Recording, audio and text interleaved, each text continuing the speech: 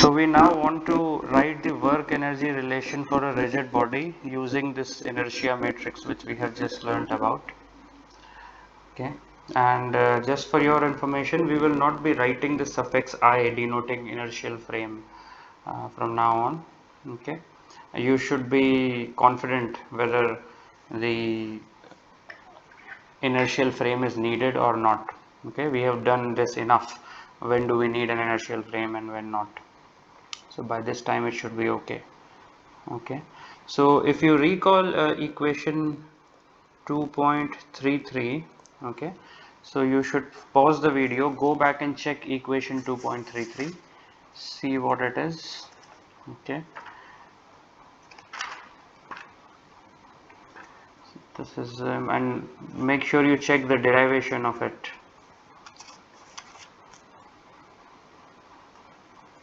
Okay, so this is the rate of work done by the external forces on a rigid body, and that was W dot is equal to F dot Vc plus mc dot omega. Okay, fine. So you have the moment about the center of mass and the velocity of the center mass. Okay, now for the rigid body we want to say that the kinetic energy is equal to half into mvc whole square plus half integral v square pc dm. Okay, so that's where we are able to write the kinetic energy. Now let me just write this as half into m vc dot vc plus half, and this vpc square will be written as again vpc dot vpc dm. Okay, now t dot is equal to m ac dot vc. I'm just applying the chain rule of differentiation, okay, over here on this one, plus, okay, so it will be half the first term dot vc, then half vc dot ac. Those 2 times half will add into 1, then one would have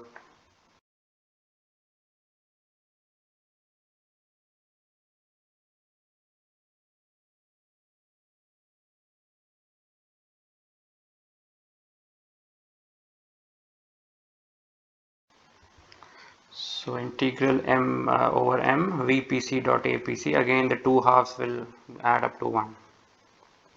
Okay, now this mac can be written as f by the Euler's or the second law of motion, and that's where the need for this inertial frame is coming in.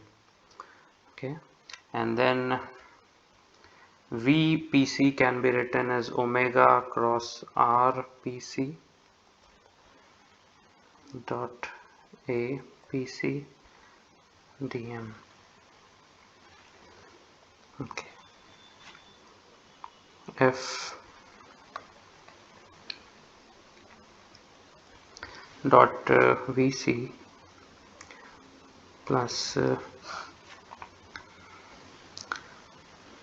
now this particular scalar triple product can be written as rpc cross apc, okay, dm, so we should write a dm with this, okay, dot omega. So this is something again which you should try to answer. What is the property?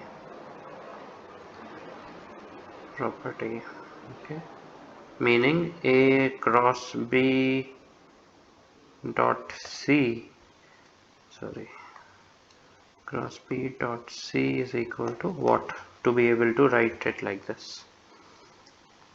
Okay, now once this is done, we write f dot vc plus d by dt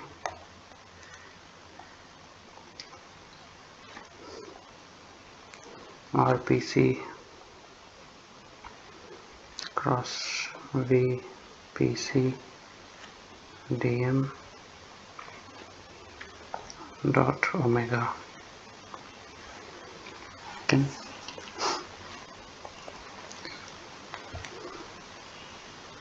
So we have just used the chain rule of differentiation to come from here to here. Okay, and okay, this is also, perhaps I should put up a question mark for you. I mean, the idea is that you should not just take anything for granted. Okay, write it and make sure that this is actually true. Now f dot vc plus hc dot omega. Okay, this particular thing is hc dot, it's the moment actually. Okay, mc, and this will be written as f dot vc plus mc dot omega equal to w dot. That's where we have this. Okay. Okay. So the moment of momentum about the center of mass will be this.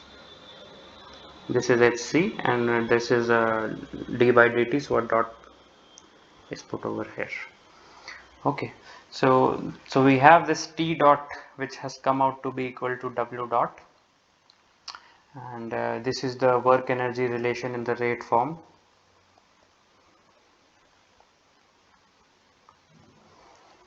Relation in the rate form.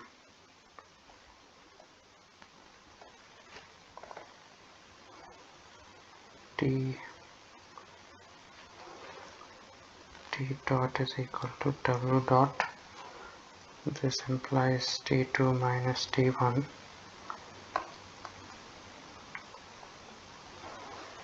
is equal to W1 to 2. This is called equation 3.46.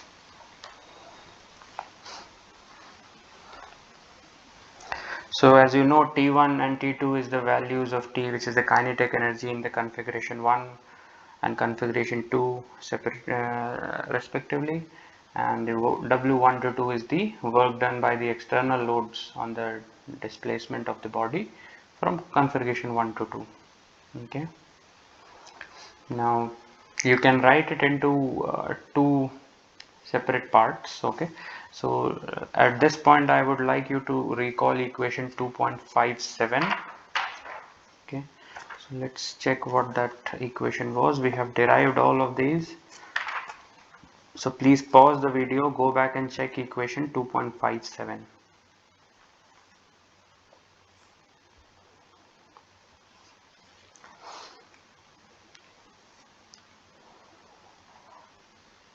So this was 2.57. Tc dot is equal to W star. Okay, and this is F dot Vc equal, this implies that Tr is equal to T dot minus Tc dot, sorry, Tr dot equal to W dot minus W star dot. So W star dot is the power of all the external forces as if acting at C. So W star dot is equal to F dot Vc is equal to power of all external forces as if acting at C.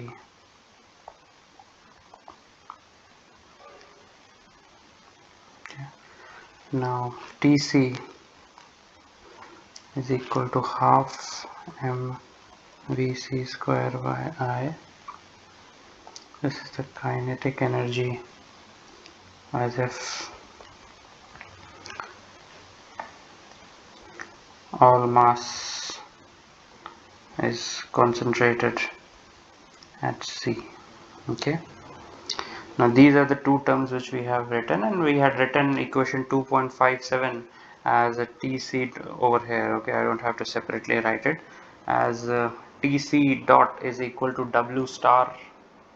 Okay, this should be a dot over here, I'm sorry, and this implies that Tc2 in the configuration 2 minus Tc1 in the configuration 1.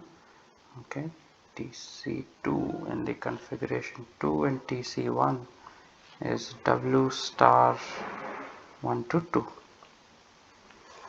Okay, so what does equation 2.57 do? We have split this work energy relation into two independent relations. So Tc dot is equal to W dot star, and Tr dot is equal to Wr dot. So this is mc dot omega equal to Wr dot. Okay.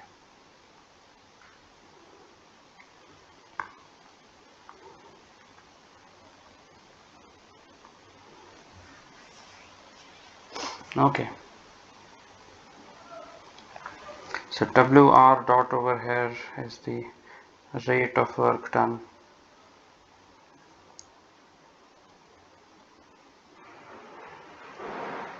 by external loads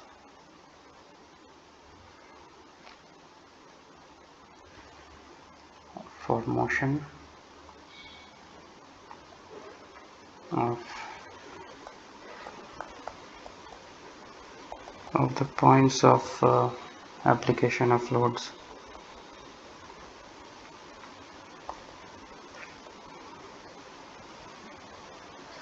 relative to center of mass. Okay. Due to rotation about C. So that is this one. Okay, rotation about C. Okay.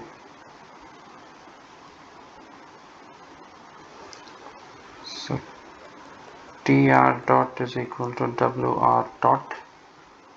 This implies Tr2 minus Tr1 is equal to Wr1 to 2 T1 to T2 mc dot omega dt.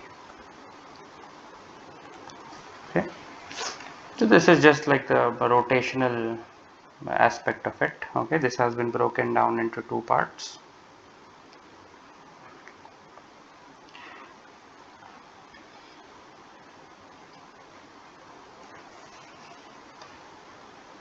Now again, you can sort of break this down 3.46 into conservative and non-conservative forces.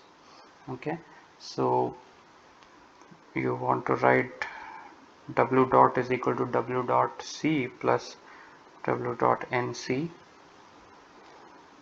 W dot C is minus V dot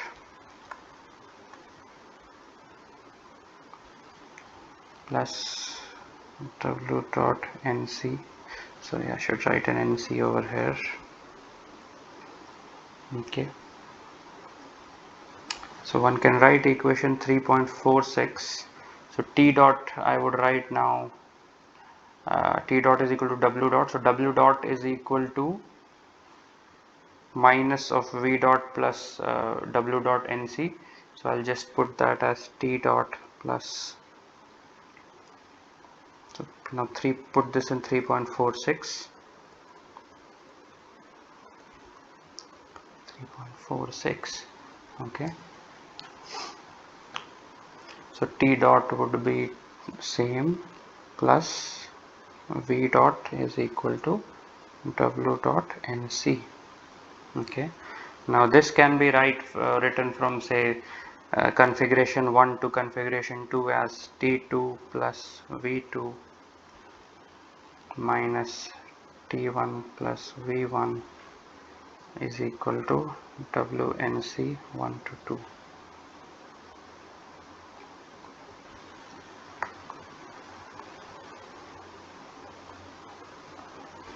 Okay.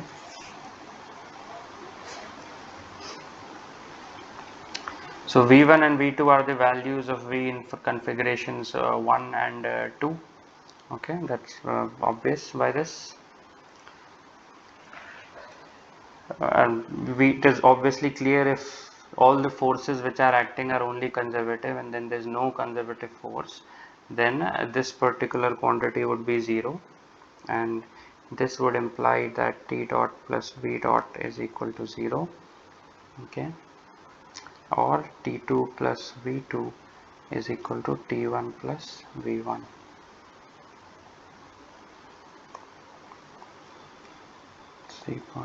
.49.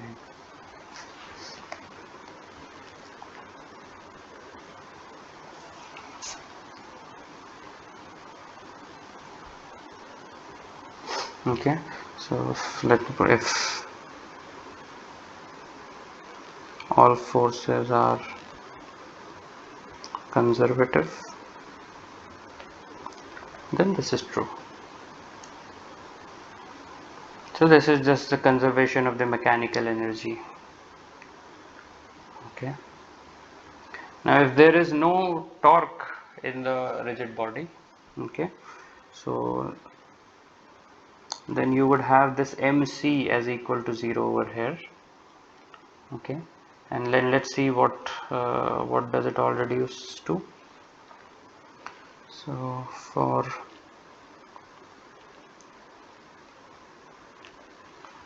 torque free motion,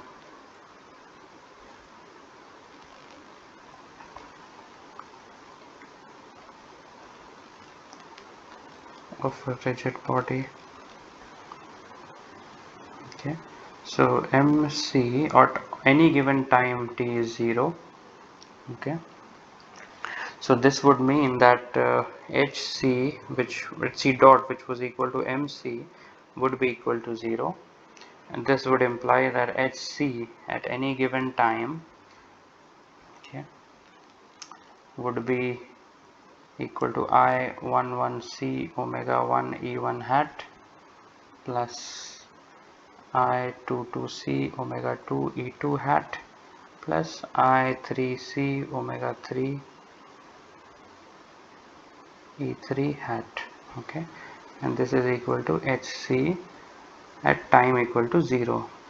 So it will be the same as it was at time equal to 0, because any time rate in hc is not allowed. Okay,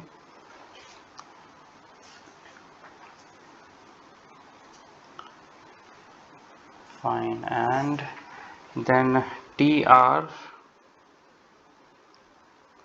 dot, which is equal to mc dot omega, look over here, sorry, so tr dot is equal to mc dot omega, and this, so mc is equal to 0, this means this. Now this implies that tr of t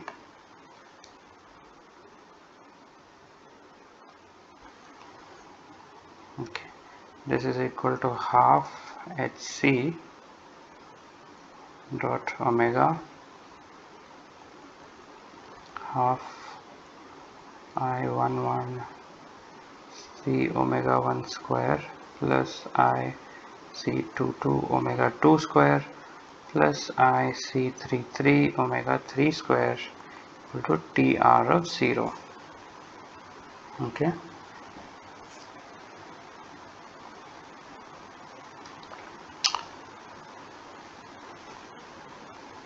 so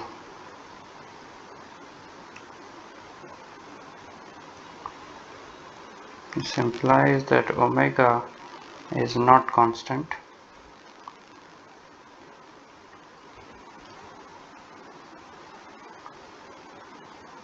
but it's, so look at this term, okay, but its components, which is omega 1 omega 2 omega 3 in the invariable direction,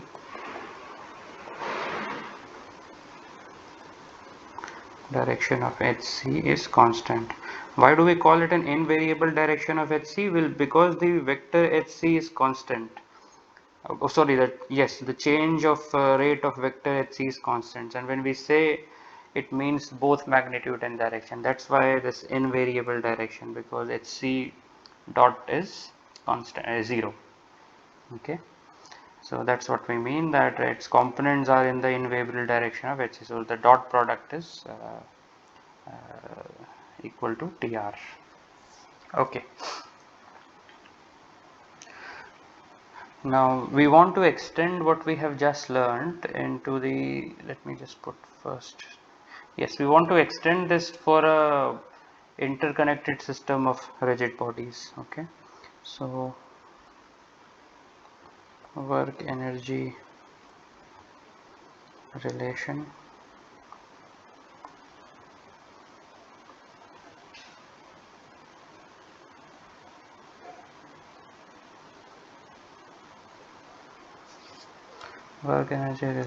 for interconnected system of rigid bodies.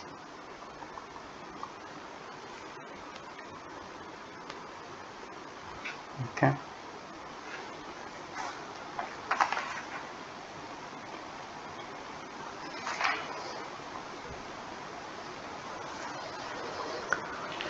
Okay, so as you know, I'm in a whole system. For example, like a machine will have many components, okay, and you can apply this work energy relation which we have just learned to individual parts. Okay, so the external forces, sorry, the internal forces of the system between say two parts will become external if you see it with respect to only one system, and so on. So it just depends on how you define your system.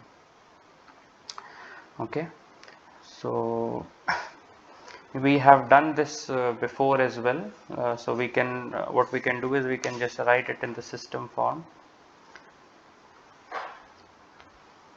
So we now want to separate the internal and external forces. Okay, so we can just say that T dot is equal to W dot internal plus external. Okay, because this is the total work done.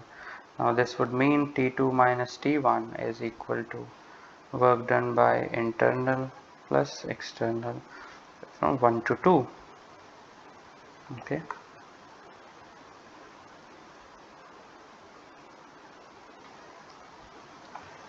so T dot is equal to CT dot plus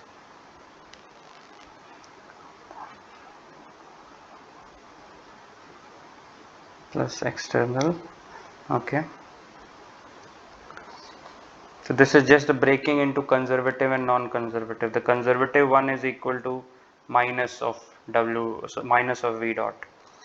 Okay, and this is W dot NC internal plus external.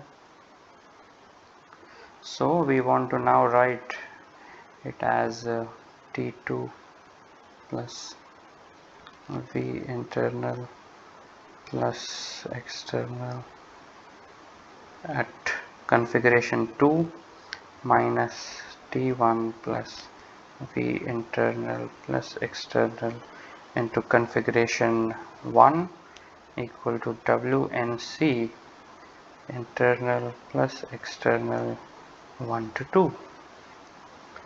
Okay, this is equation 3.50, and as we always say, if only conservative forces are present,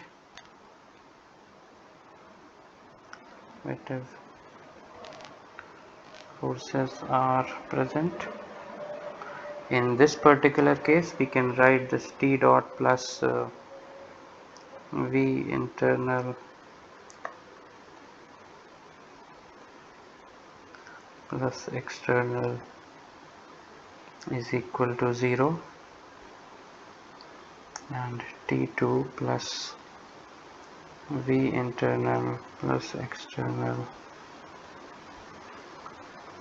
2 is equal to T1 plus V internal plus external to 1. Okay.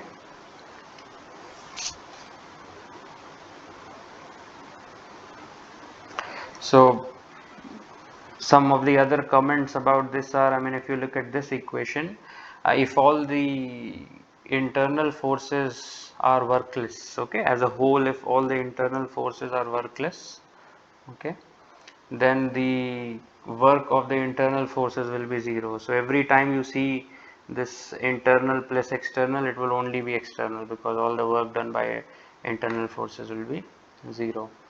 Okay. One can also either use the rate form of this, so say something like this, or this form, either of them, which is okay. So depending on the situation, one can go for whatever form is necessary. In fact, it's always better to know just one form, and the rest you can just derive directly. Perhaps this one is easier to remember. Okay, now using this, let's just sort of summarize, though we knew about it since a long time, perhaps at least a few years, but let's put that down in words. Conditions of equilibrium of a rigid body.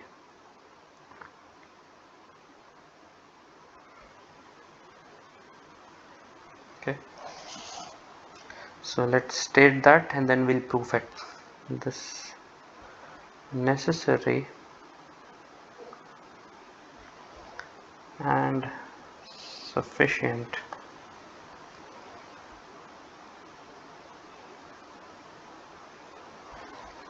conditions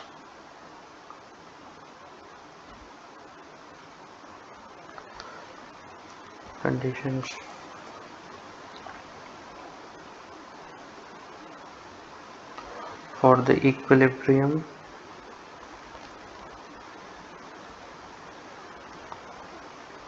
of a rigid body are: first is that f of t is equal to 0. Second, and both of them have to be true, ma of t is equal to 0, and third one, the body is initially at equilibrium.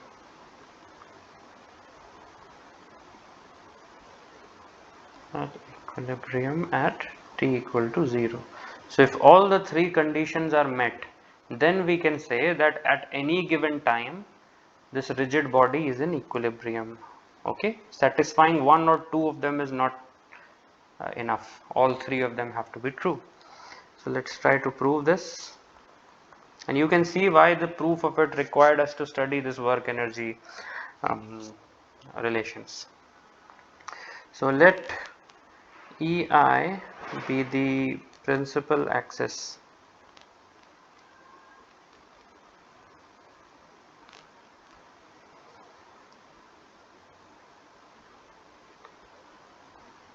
of inertia at C. Okay, now F is equal to 0. This implies that, sorry, let's take up these three conditions. MA is equal to 0. This implies MC is equal to 0.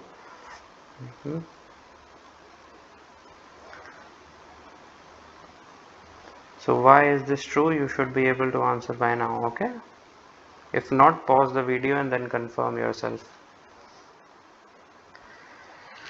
This implies that T dot is equal to W dot.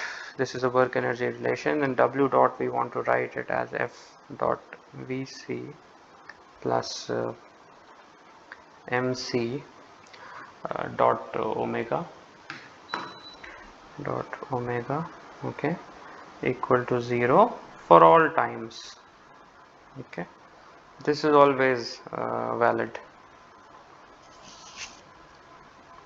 Now this implies, and this is equal to 0 because this is equal to 0 and this is equal to 0. Okay, let me just rub this out. Now T is equal to, again, I mean, half mvc square plus half into, so the so-called rotational part, okay, which was okay, so that would be half into 1 I11 c omega square plus half into I22c omega square, omega 1 square, sorry, plus half I33 c omega 3 square. This is all constant because t dot is 0. Okay, this implies it will have the same value as it had at t equal to 0, which was equal to 0. Okay,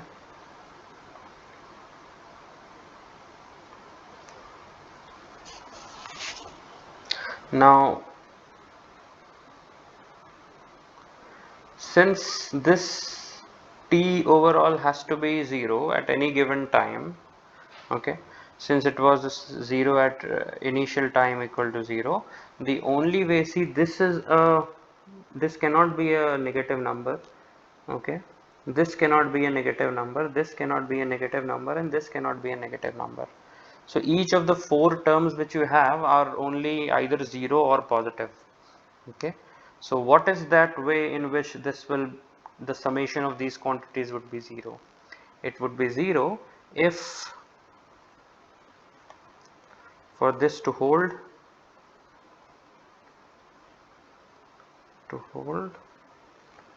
you require Vc is equal to 0, Vc at any given time is equal to 0, omega 1, omega 2 and omega 3 all should be 0, so I am just writing it like this. Okay, this implies Vc of t is equal to 0, and omega as a vector will also be equal to 0. Okay, that is, the rigid body is in equilibrium for all times, for all.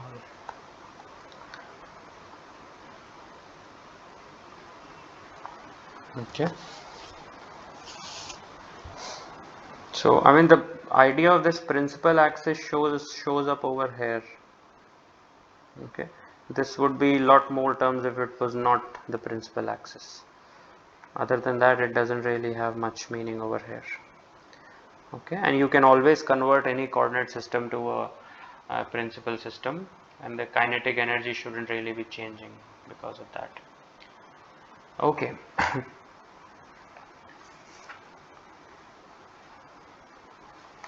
We want to finally write down the rigid body relative to a translating frame, again using this tensor matrix, the inertia matrix. So dynamics of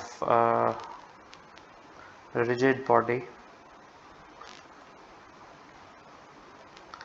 relative to a translating frame.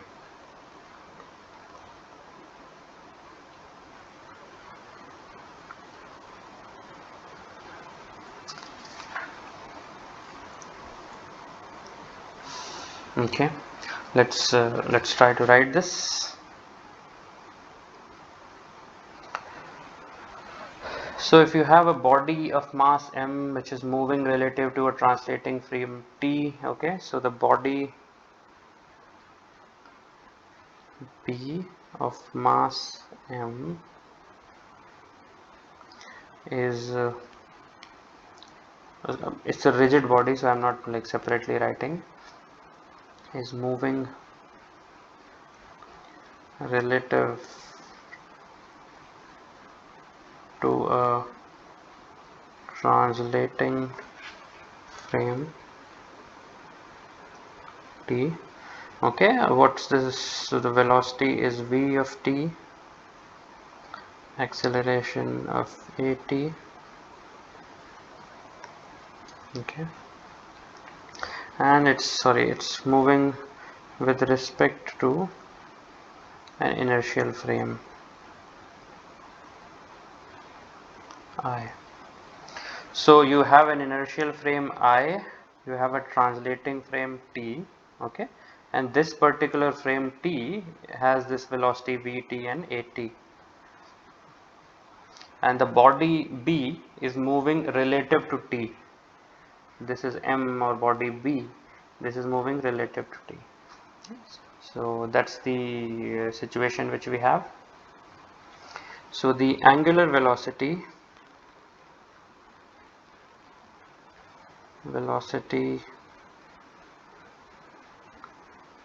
omega of rigid body relative to I and T is the same.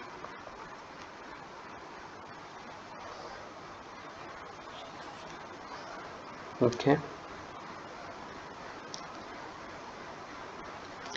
if A is a point on the rigid body,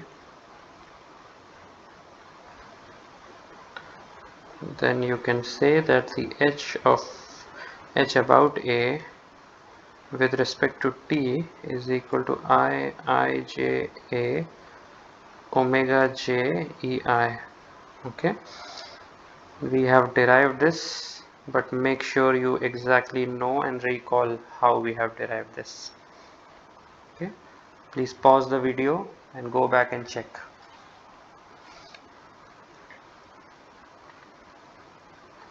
Okay, now the kinetic energy T dash relative to frame T follows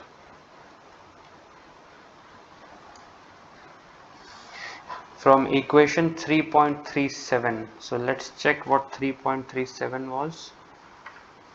Okay, so we should have, there you go,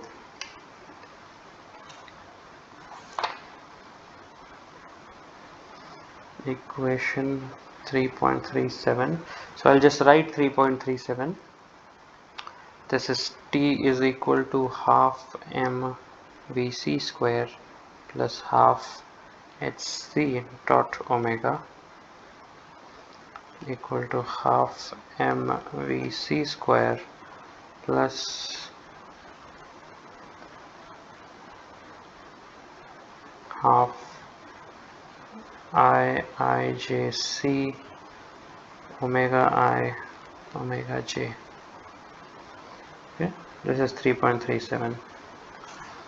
so we want to do the same over here. So T dash is equal to what, half into m Vc square with respect to T plus half hc with respect to T dot omega, and omega is the same with respect to I and T, so that's why we are not putting a subscript. We have mentioned that over here.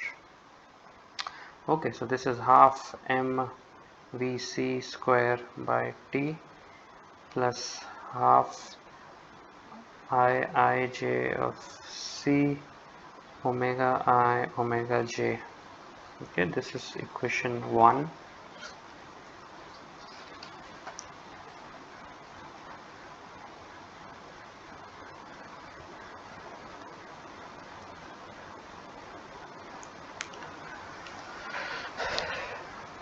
Now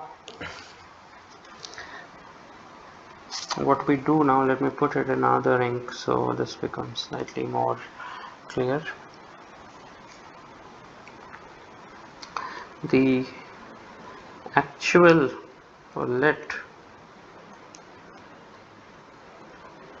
the actual external force system be augmented by an inertia force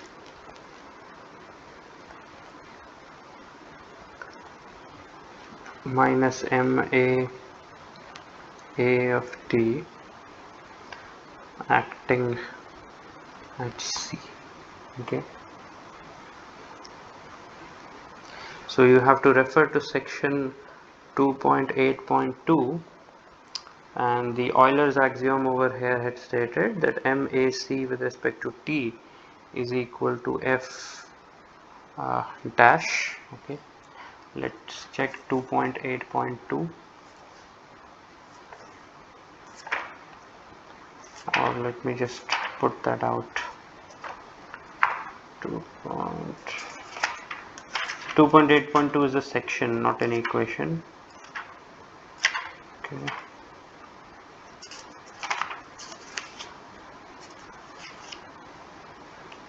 Yes. So we had this section. This was called, and I will write it in red, HA dot MA relation for any point A for a translating frame. Okay, now when it's not the center of mass. Okay, so over there we have written this, that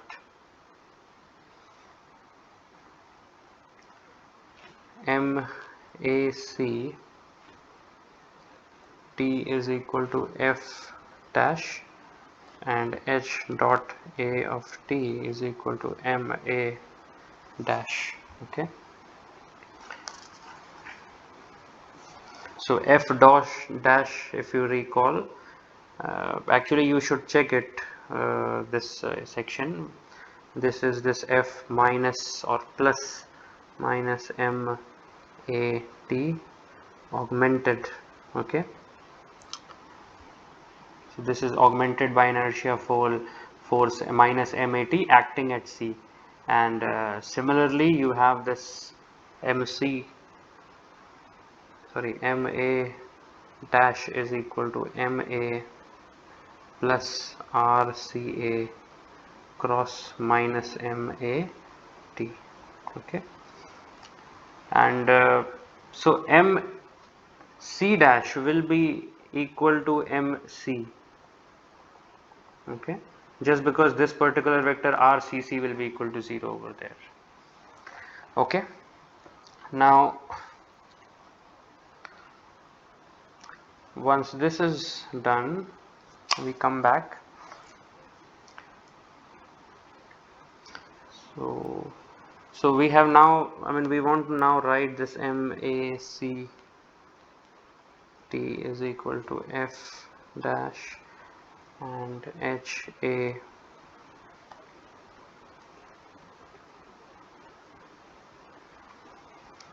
dot T is equal to MA dash. This is 2. Okay,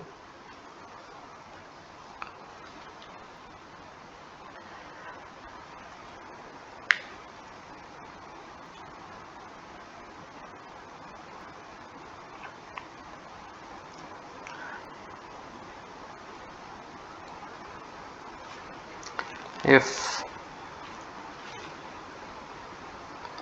point A is coincident with C, okay, or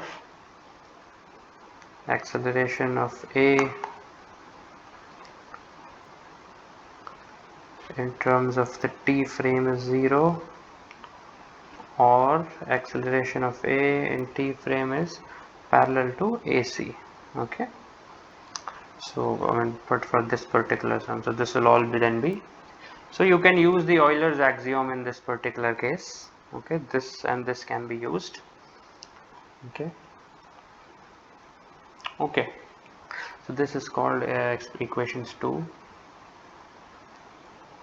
So you can again notice that this is the same as that of an inertial frame, only the thing is the forces and the moments are now augmented force systems.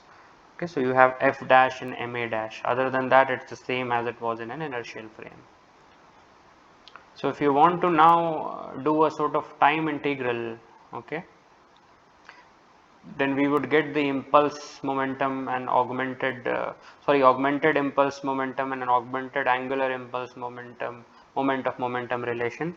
So I dash of t1 comma t2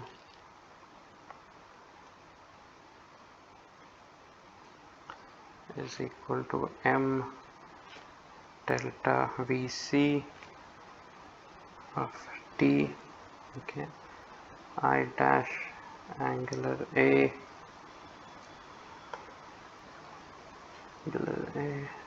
t1 comma t2 is equal to delta h a t.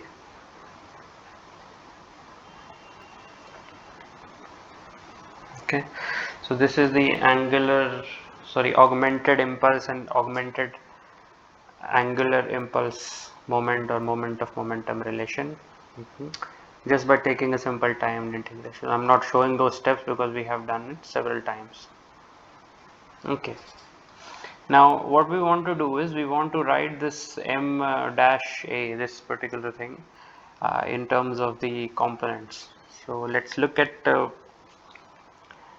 and we'll constrain ourselves into the principal system only. So you want to say that you have principal axis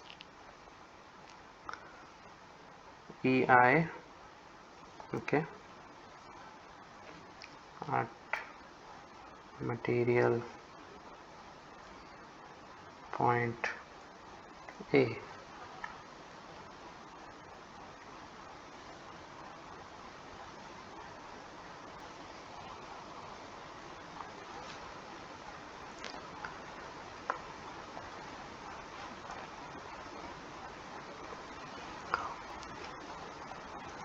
I11 A omega dot 1 minus. So I hope you can recall this. We have written this, okay, and MA2 dash, these are just the components of MA vector.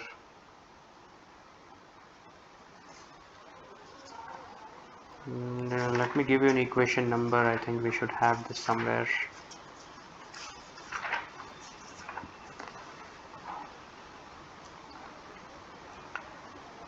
Yes, I'm in equation 3.30.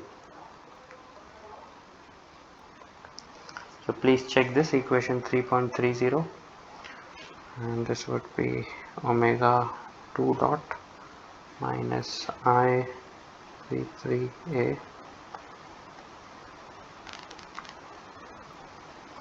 minus I11A omega 1 omega 3, and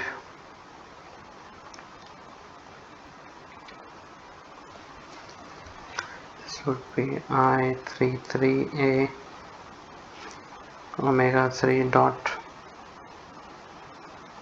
I11A A omega 1 omega 2. So if you want to write this in the XYZ form, this would look like MA dash X is equal to IXZA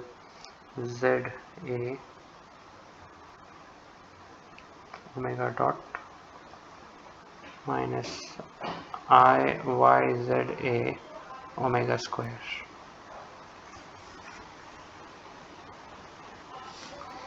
Okay, similarly you would have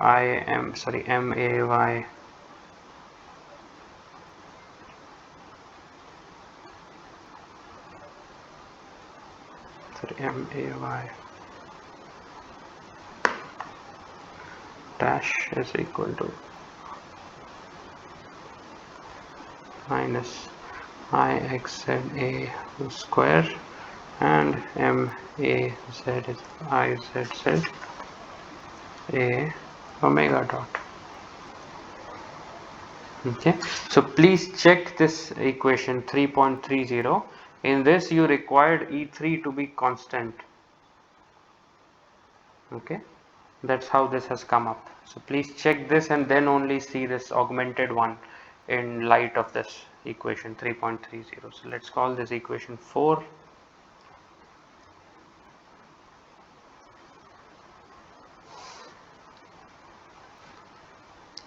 So again, in the augmented force system, T dash will be equal to W dash, W dot dash. This would mean T2 dash minus T1 dash is equal to W dash 1 to 2. T dot dash plus V dash is equal to W dot NC, and T2 dash plus V2 dash minus T1 plus V1 dash dash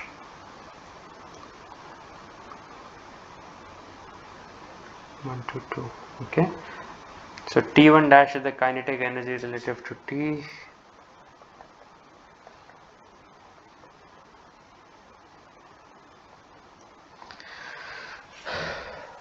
So W dash again is the work done due to the augmented system and work done. I'm writing all this just for the sake of completion, though it's obviously clear.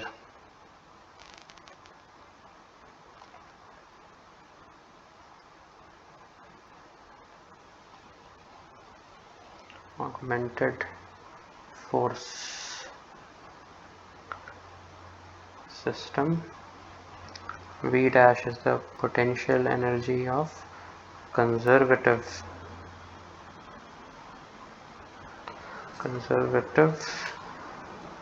forces in augmented system. Okay.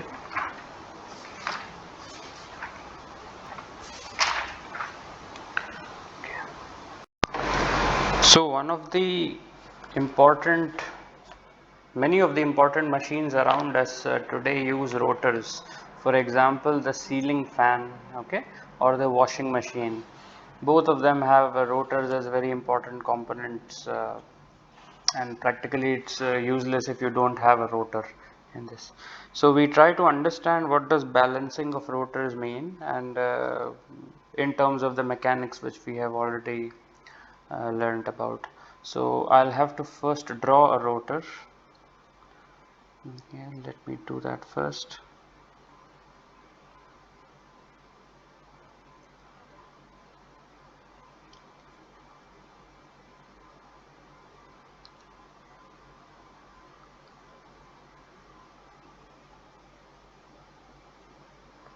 So, okay, there you go.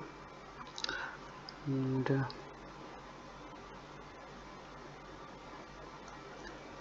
draw this. So these dashed lines are the starter. Okay, so this is stationary, and this part in solid line which I have drawn is a rotor, so that would be rotating. Let me now show some. Now draw O.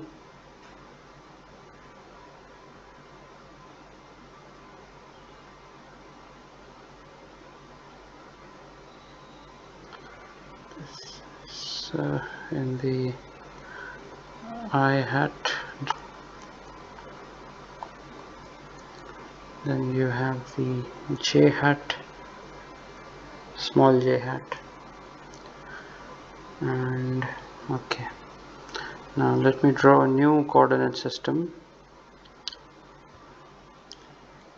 and I'll explain what these coordinate system are. This is a capital I, this is the capital J. Okay,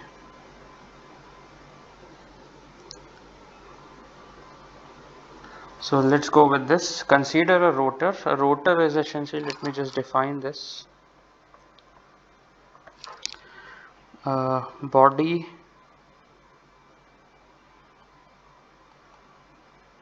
rotating about a fixed axis. Okay, So the examples of a ceiling fan or a washing machine which I have already given, you exactly know what that particular axis is about which rotation is happening. Okay. So this is a rotor. It is rotating. We have to consider this at a constant omega about an axis, which is say k hat.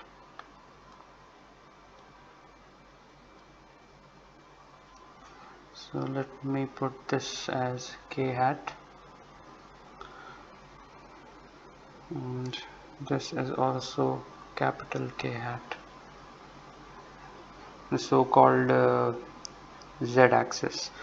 And let me also show the xyz in a different color. Let me show it. This is a point A, this is x, this is y, and then this is z. Okay, fine. So you have this rotor rotating at a constant omega about an axis k, okay, fixed in the inertial frame I.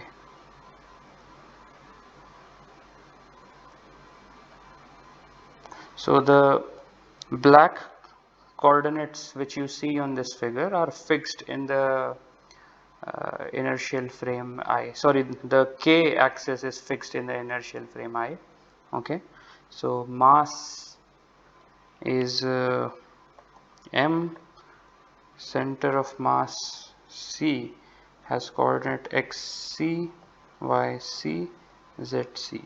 So let me put that over here. This is somewhere over here. This is c, and this distance is rc. Okay,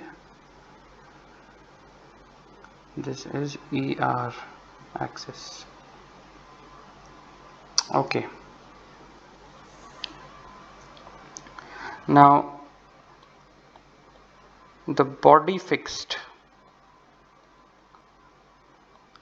ij are related to ground fixed capital Ij. So the black coordinate Ij, okay, small ij, is fixed to the rotor. So obviously it will be rotating as the rotor moves. So it's a rotating coordinate system. The green one, capital Ij, is fixed to the ground. Okay, so it does not change as the rotor rotates. And the capital K and the small k are in the same direction. So we are not making any comment about its direction. Okay. So there is a way to rotate, there is a way to relate this. For example, this particular angle will be omega t. This would be omega t. Theta is written as omega t. Now you can just use this direction cosine which we had earlier studied, okay, about relating I and j. So I will write here, recall the concept of direction cosines.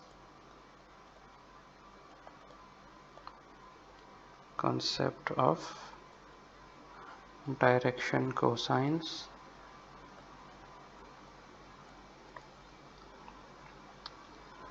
So with this you can write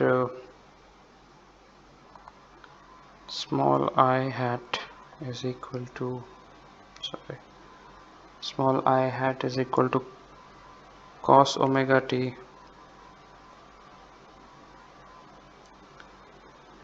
capital I hat plus sine omega t capital J hat. J is equal to minus sine omega t I hat plus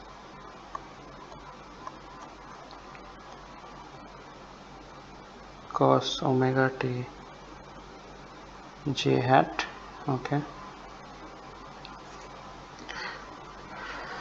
now let's recall equation 3.30. Okay, we'll need that over here because we want to write the moment about an arbitrary point A on the body. So let's look up equation 3.30.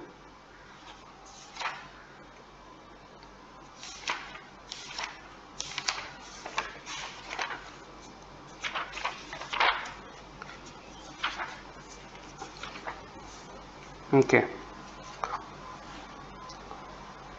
so we have earlier learned about, say, I'll write the topic over here so that you can go and revise. Motion of a rigid body with E3 is equal to constant, that is omega is equal to omega E3, and it is exactly this situation, right? The k vector is constant over here. Okay, so in this we had written, write it in green, MA was equal to HA, okay, with EI constant, sorry, HA dot in terms of the inertial frame, and this was written as HA by EI equal to constant plus omega cross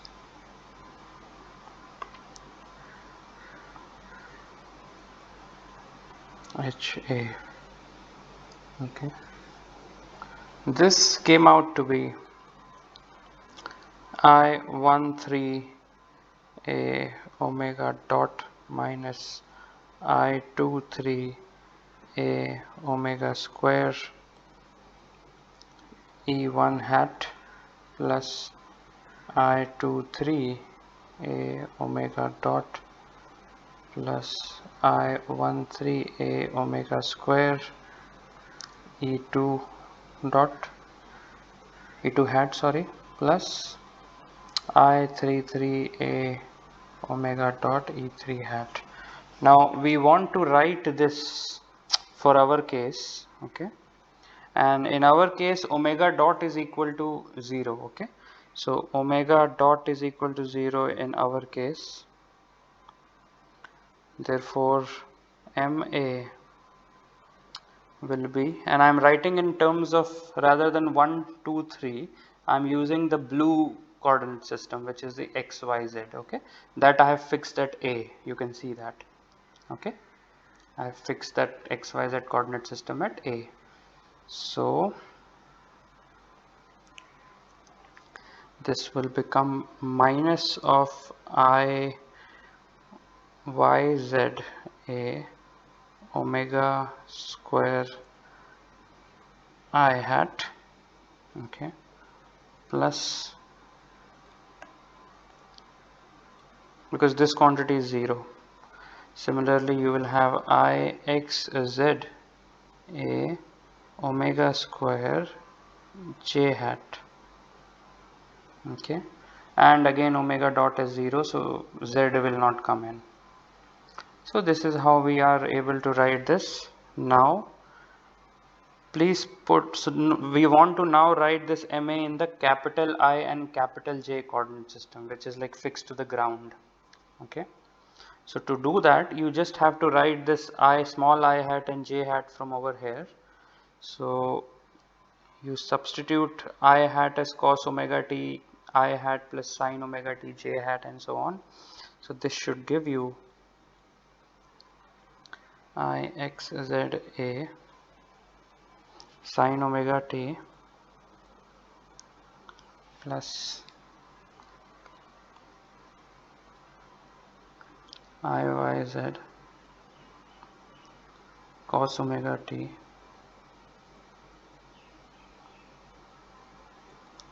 plus omega square I x z a cos omega t minus I y z a sin, let me write that in a separate line,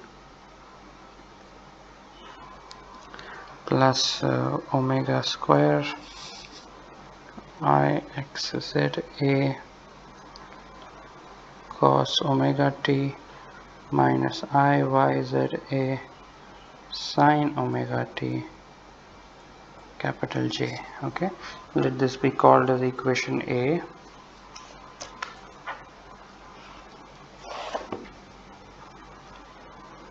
So in words, this statement looks like this: a constant moment ma relative to the body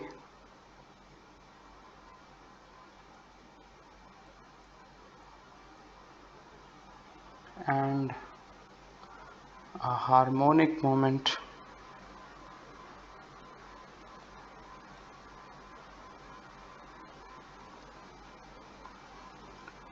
relative to I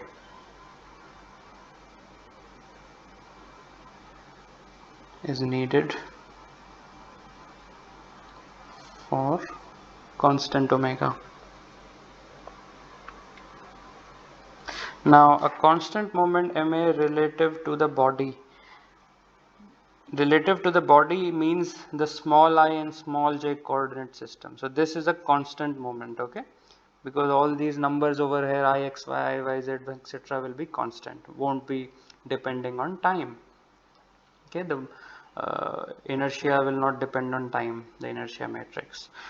And a harmonic moment relative to I is needed for constant omega. So when you write it in the capital I and the capital J coordinate system, then you get these harmonic terms, okay, sin omega t, cos omega t and so on. So depending on which coordinate system you are using, okay, you will get either a constant moment which will be relative, or it will be a harmonic moment. So in this case it will be depending on time clearly, okay. Over here it will not be depending on time, depending on your frame of reference. Okay.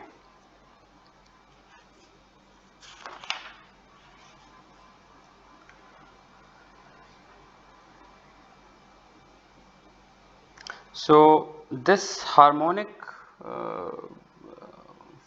forces are somewhat are undesirable because they may cause some sort of damage in terms of wear between the rotor and the stator, okay, so on the rotor itself.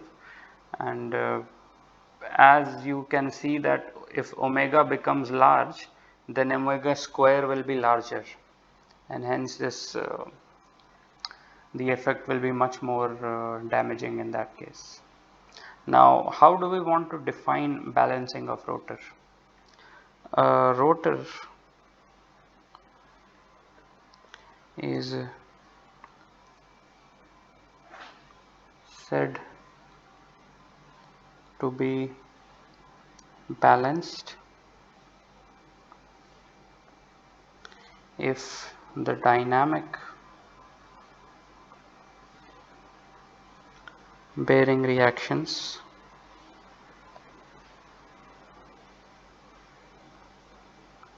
are 0 when it rotates at constant omega. At constant omega. Okay, so what I'll do is I'll first at least write the show the reaction forces due to rotor. Okay, so let me first write something like I don't know, R1, R3, R2. These three reaction forces come because this point O is not allowed to translate either in the small I or in the small j or in the small k direction.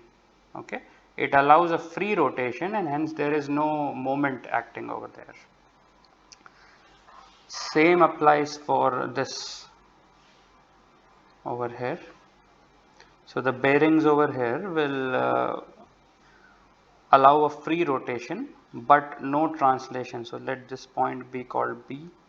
So no rotation in the small I, no translation in the small I direction, no translation in the small j direction, and hence you have this R5, and clearly no translation in the small k direction. So these are the forces due to the bearing. So a rotor is said to be balanced if the dynamic bearing reactions are 0 when it rotates at constant omega. Meaning the dynamic over here means dependent on time. Okay, in this particular case, that means, so just like you have these terms which depend on time, you have the dynamic bearing reactions will be 0 when it rotates at constant omega. So that would mean that you have MAC, which is the sum of the external forces. Okay, this should be equal to minus m omega square RC ER. ER, if you see, is this radial direction. Okay, and this must be, this as you know is equal to the F. So F is over here representing the resultant of all these red forces. Okay, all these red forces R1, R2, R3, R4, R5, R6. So F is all the external resultant of all these forces, and that has to be equal to 0. Okay, now similarly you will have the MC will be 0. So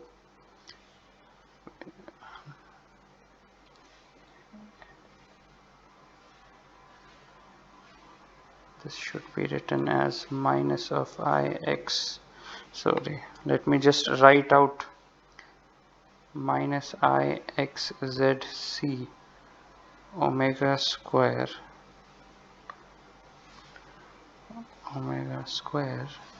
I hat,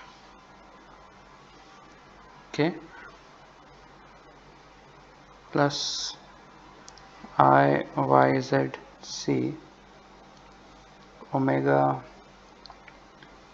square j hat is equal to MC, and this is also equal to 0. So this is the moment about the center of mass. Okay, now one of them, like this one, tells that the rotor as a whole will not be accelerating, the other will be telling that the rotor as a whole will not be having any angular acceleration. Okay, now if you look at this first relation over here, this implies, so m cannot be 0, omega is not 0, so this only implies that RC is equal to 0, or XC is equal to 0 and YC is equal to 0. So ZC will automatically be wherever you want it to be. Okay, and the second line over here, omega again is not equal to 0, so that implies that Ixz of C is equal to Iyz of C is equal to 0. Now let's try to understand this. Okay, Xc equal to 0 and Yc equal to 0 means that the C lies on the axis of rotation. Okay, because this RC is 0. Okay, and RC is the distance from this axis of rotation to some other to the point C. Since this is 0, that implies that RC is equal to 0. So let me write that down as the first statement, that is, if C is on the axis of rotation.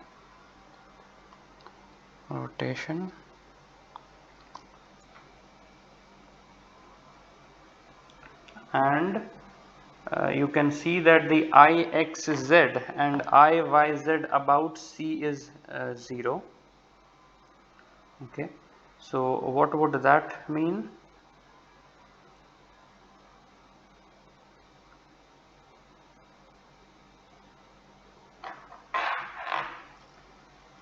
That this axis,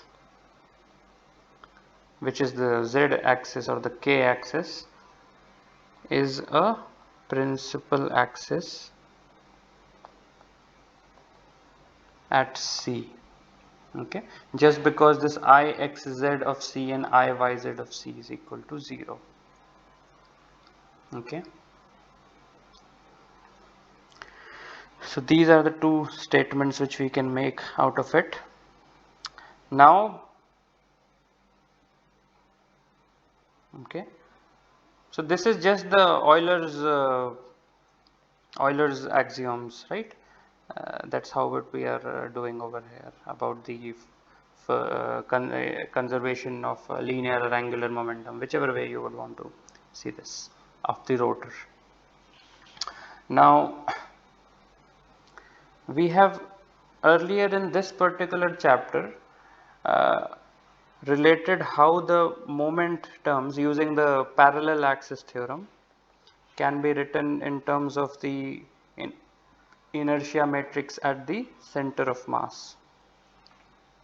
So I am writing it in red so that you can go back and check this. Okay. Similarly, Iyz of A is equal to Iyz of C minus myc zc. Okay. Now, in this particular case, so you should go back and check how this relation can be written. Okay. So you A is so you, if you know the I matrix at this point C, okay, which is clearly now we know that it lies somewhere on this axis, we can write the I value at A. Okay, so that is something which one can do. And this, by the way, was your XC. Okay, this was your YC because this was your origin in the XY system. Okay.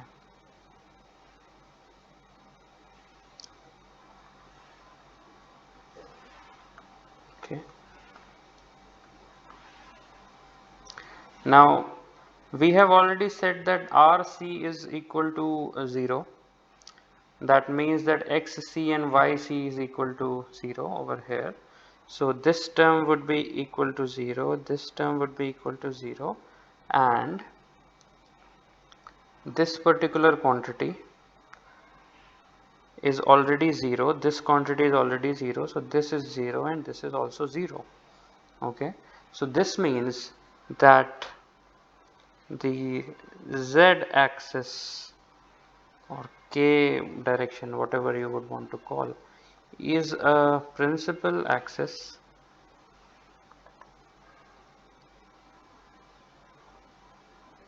at every point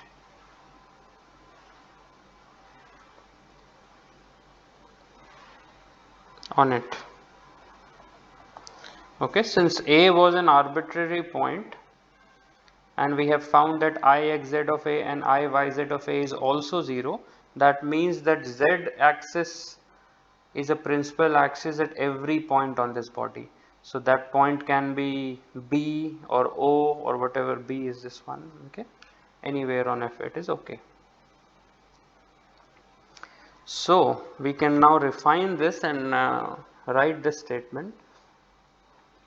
The necessary and sufficient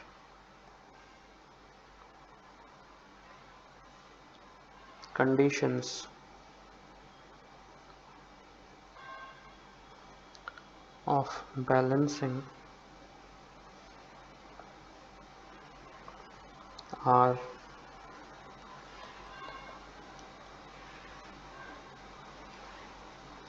center of mass C lies on the axis of rotation,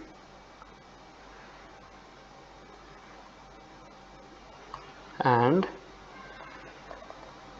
axis of rotation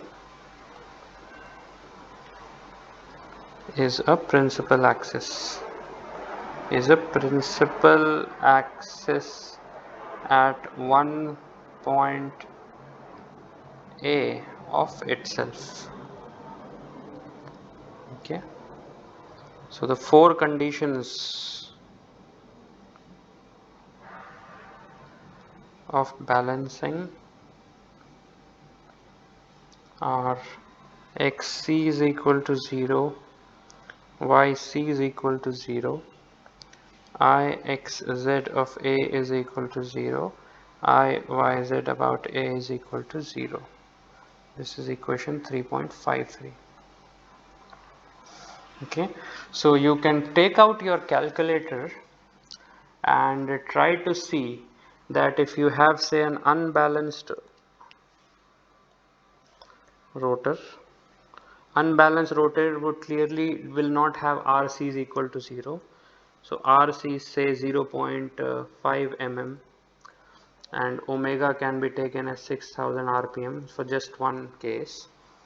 Okay, so this is the speed in a engine, jet engine. So the harmonic forces have an amplitude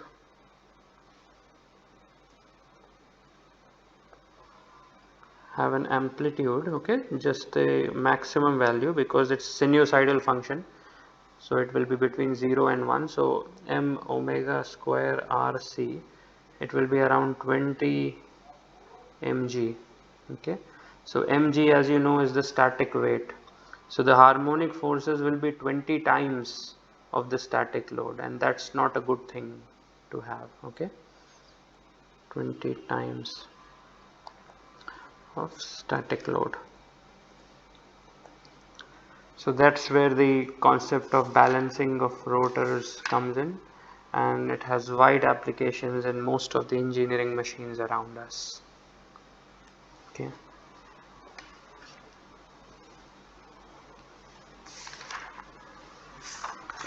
Let's now take up the next topic, which is center of percussion.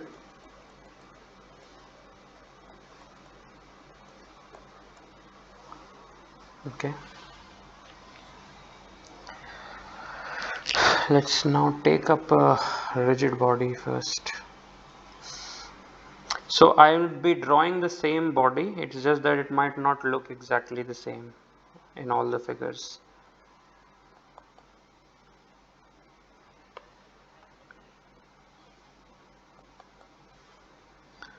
Okay, and then okay, fine. So this is point is O, this direction is ER. Okay, this is M, this is E5. Okay, this is X, this is Y. Say this is the center of mass C, located at distance h along the ER direction. Okay, then you have this F hat, and at Q, X, Y, Z. So let me now describe what it is. Consider a rigid body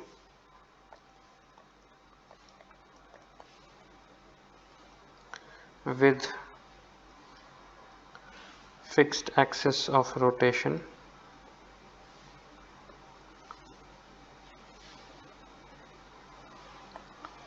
and center of mass C as h00. Okay, so you know the axis of rotation, it is perpendicular to the screen. Okay, ER cross E phi along the EZ direction. Okay, the center of mass is at C, which is h comma 0 comma 0. Okay, ER is h, the other directions are 0 comma 0. You have an impulsive force.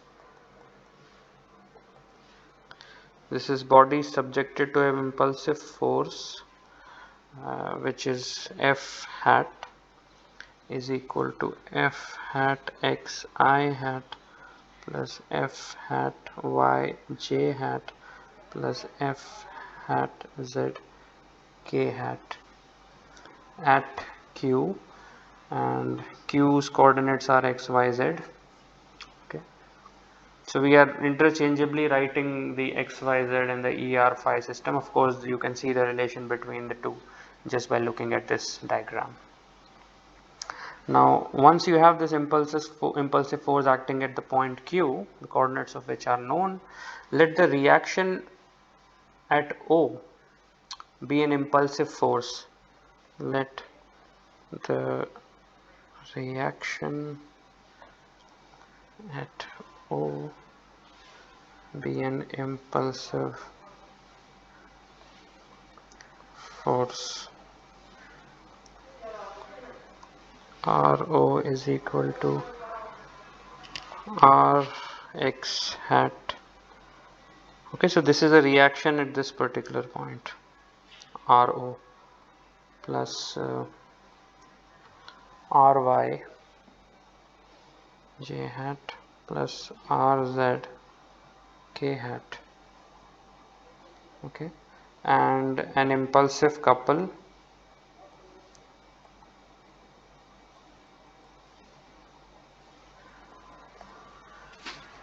C naught is equal to Cx I hat plus Cy j hat. Okay,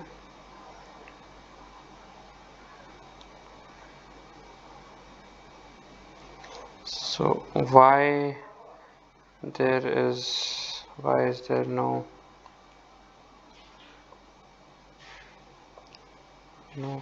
Cz hat k hat? Okay, try to think of a reason why this is true. Okay,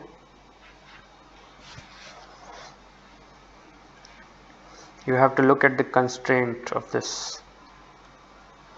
Okay, so C naught hat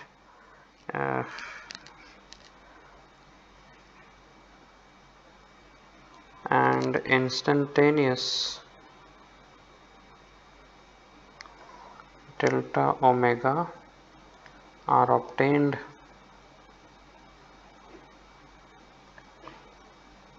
so angular impulse relation, so that is I angular about O is delta H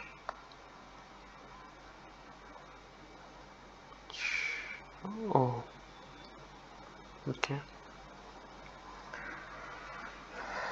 Okay, so let's first write the angular impulse about O.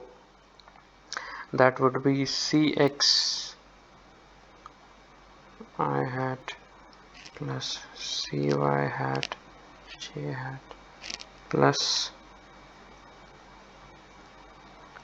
then you want to write the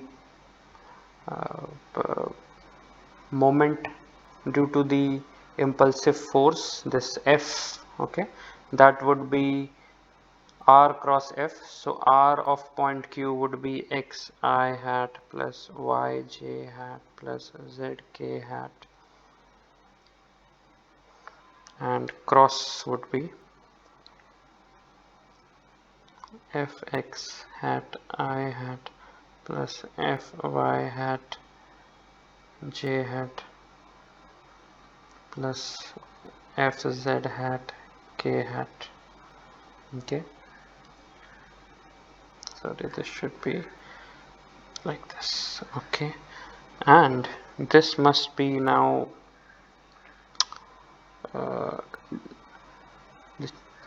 so the change will be IXZO I hat plus IYZO J hat plus IZZO K hat into delta omega. Okay, so this has given us this. Okay, now we want to sort of separate the i's and the j's and the k terms. So let me start by comparing the k terms. So the k terms on both the sides must be equal. Okay, that would mean that I can write delta. So this is not a vector actually, okay, because it's already a vector. So delta omega would be equal to x y minus y fx divided by izz about O. So this is equation 1. J is cy is equal to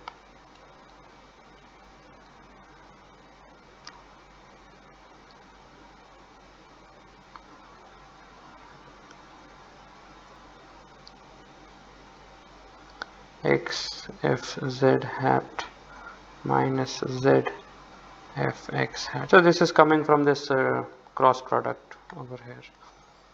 This is equation 2, and I would be cx ixz o delta omega plus z fy minus y fz.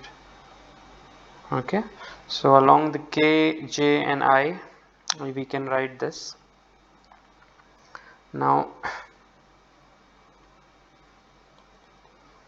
I will be equal to m delta vc, the center of mass.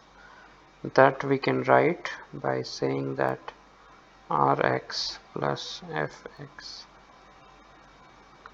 I hat plus Ry plus Fy J hat plus Rz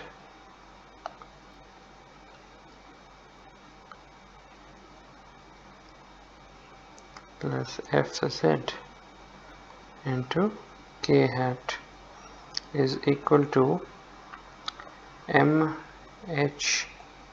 delta omega j hat. Okay, because the center of mass is located at a distance of h. Okay, so this is just h into delta omega. So Vc will be h into omega, delta Vc will be h into delta omega. Now this implies again, you take up the I and j and k separately. So along the I direction you have Rx is equal to minus Fx. This is 4. J you have Ry as mh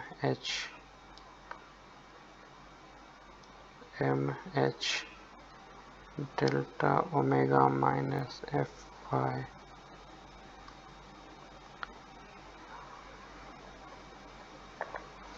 okay, and Rz is equal to minus of Fz.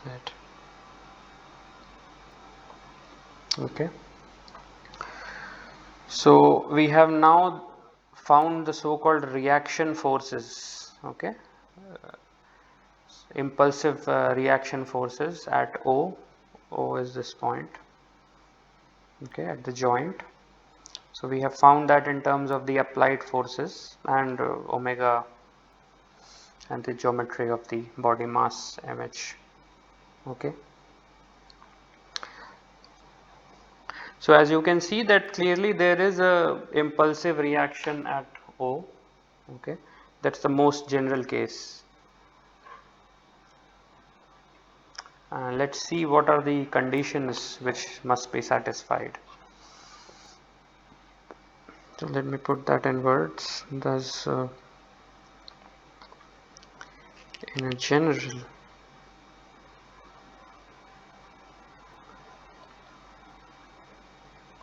there is an impulsive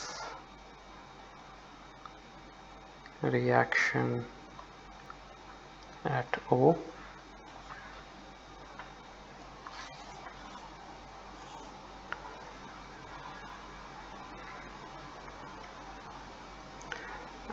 So we now want to consider a situation where there are no impulsive reaction forces, okay, because impulsive reaction forces I mean they may cause problems in about on the joint, okay, so perhaps we don't want that. So let's see if we can achieve that. So let us find conditions to be satisfied by F, its point of application Q. So F should be like this, okay, it's an impulsive force. Its point of application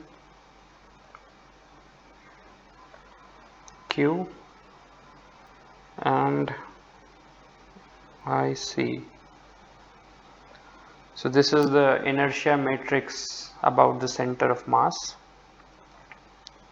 so that there is no impulsive reaction.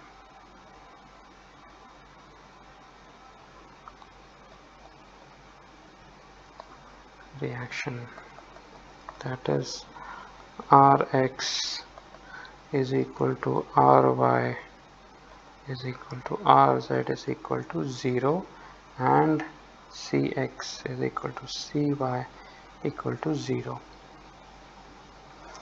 So clearly what are those conditions we can easily figure out.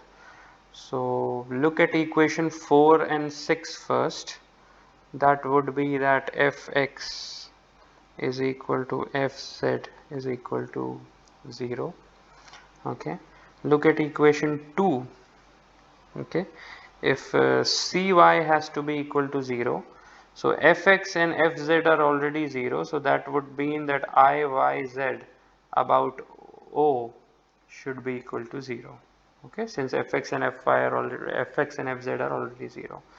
So this gives that Iyz about O should be equal to 0. So this is from what, 4, 6 and 2. Okay, so now you put this 5, equation 5 into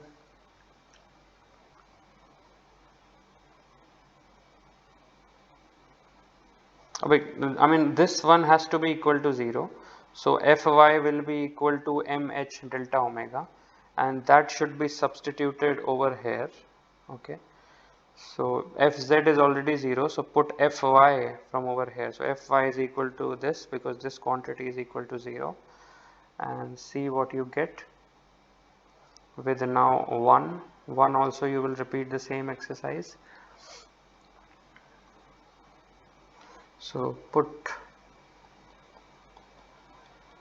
Fy is equal to mh delta omega from 5.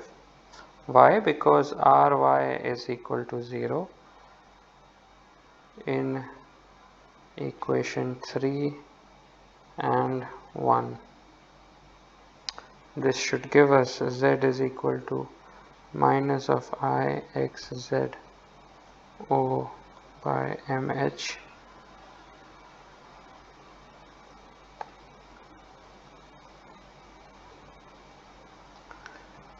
this should also give x is equal to Izz O by mh.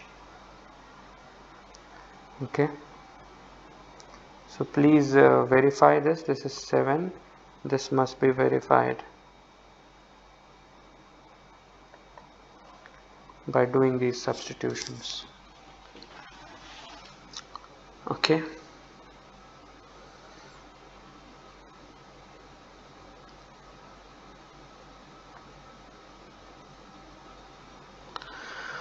Okay, so that's where we have brought out now. So these are some of the things which we have got. Now let's see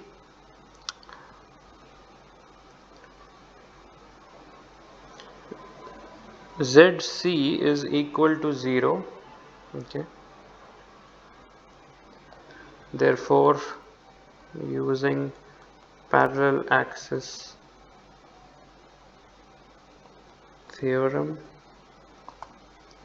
Ixz of about O is equal to Ixz xz about C, and Iyz about O is equal to Iyz about C. Okay, so this is the parallel axis theorem. Where did it go? Somewhere. Okay, this one.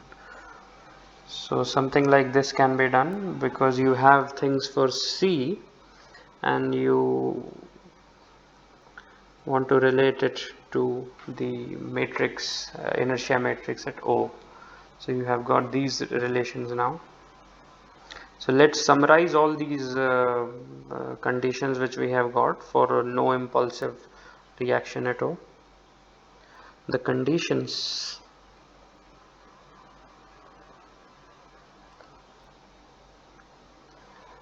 for no impulsive reaction at O are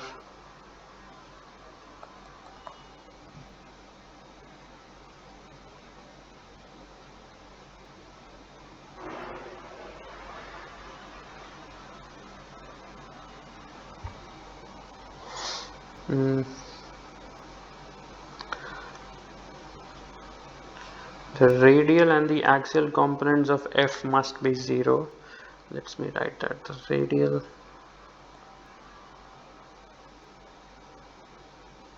which is ER or I hat and axial components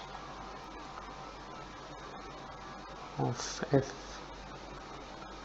must be 0. Okay, this means only acts in E phi or J direction at Q. Okay, this one. So this is the radial direction, this is the axial component, this must be 0, and Fy must not be equal to 0. That's why I said it only acts in the axial direction at Q. Okay, that's the first thing. This also means, and I should write out in red so that you, hence the y coordinate of Q is immaterial. See, we write the x coordinate of Q, y, z coordinate of Q, but we don't say anything about the y coordinate. So I have written that in red. Think about it in terms of what we have written. And y is the y coordinate of Q, immaterial. The second condition which must be satisfied is that Iyz about C should be 0. So Iyz about O is 0. Okay. So Iyz about Iyz about O is 0. So Iyz about C will also be 0. So Iyz about C will be 0.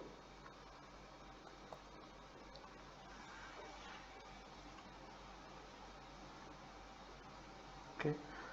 So actually I should have shown the reaction. This is the impulsive couple CO. This is the reaction RO hat. Okay, and this C was located at a distance h, and this Q had x, comma y, comma z, F hat. Okay.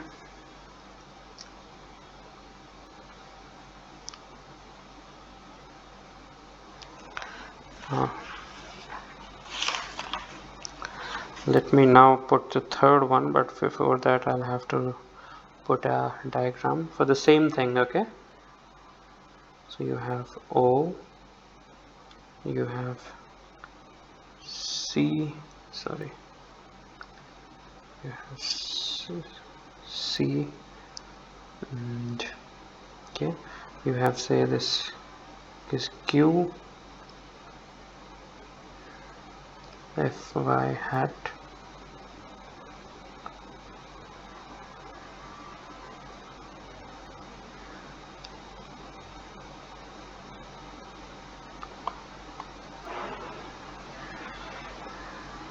delta omega,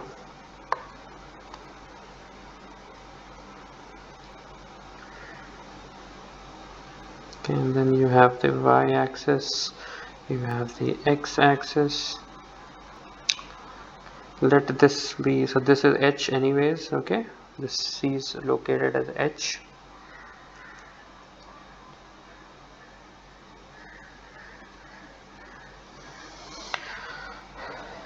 Okay, now this particular vector, the length of this vector is actually delta VC is equal to h into delta omega. Okay, so it's just the h into omega, the velocity of C, delta VC. Okay, and then this point is called P. So if you extend this line of force, it will be called P over here. Okay, now let's see the radial distances.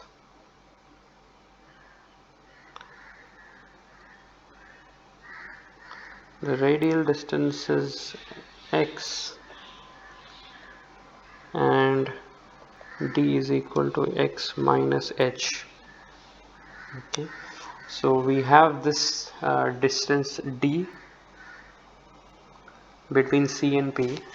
Okay, or I mean you can see it as x minus h, either way.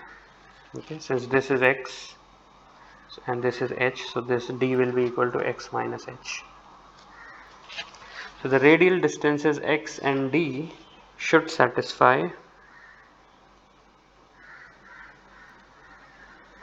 this equation 7. Okay, so z and x should satisfy this. So this would mean that mhx is equal to izzO is equal to izzc plus mh square.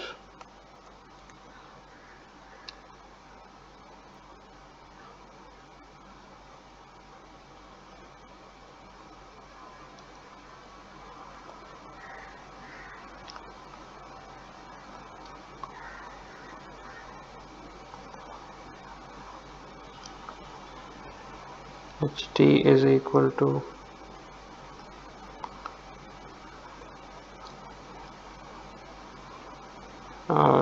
this implies and implied by, it is equal to kz of O. Okay, so this, do you remember what kz and kzc is? Recall. Okay, it's kzc and kzo. Okay, this is equation 3.54 over here.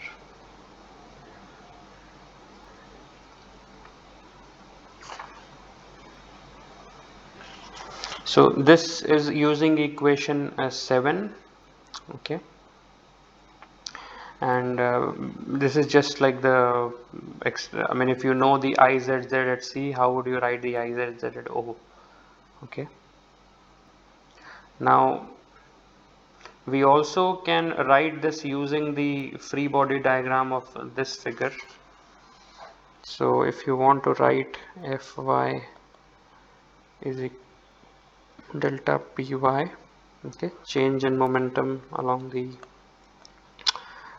y direction, that is equal to m into delta Vc equal to m into h delta omega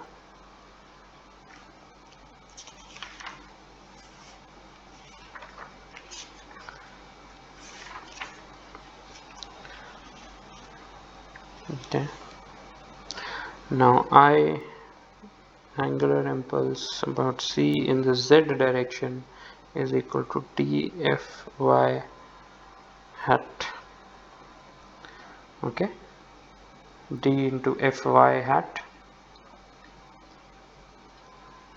Since we have established that only Fy component should be there, so I'm only writing it as Fy, okay. Okay, this would be delta Hc about z is equal to Izzc delta omega. This again implies that d into mh delta omega equal to Izzc delta omega. This implies mh d is equal to Izz of c, or hd is equal to kz of c whole square. Okay.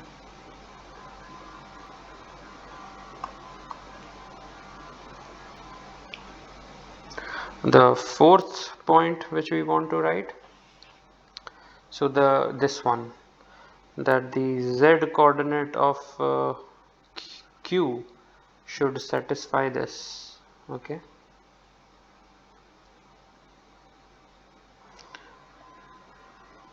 The z coordinate of q should satisfy z is equal to minus of Ixz c by mh. Okay, now if for some reason Ixz of c is equal to 0, if Ixz of c is equal to 0, then z is a principal axis of inertia.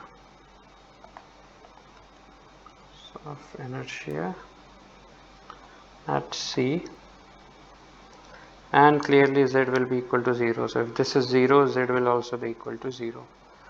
This would mean that f should act in the xy plane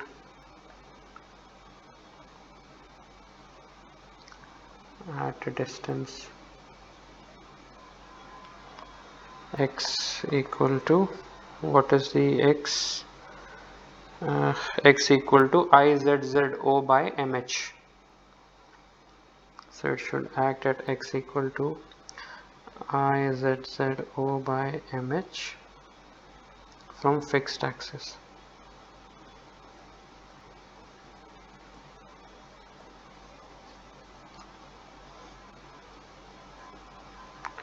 Intersecting the line OC at P over here.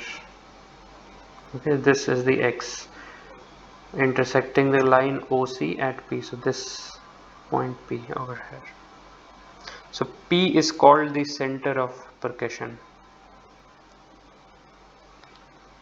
P is called the center of percussion.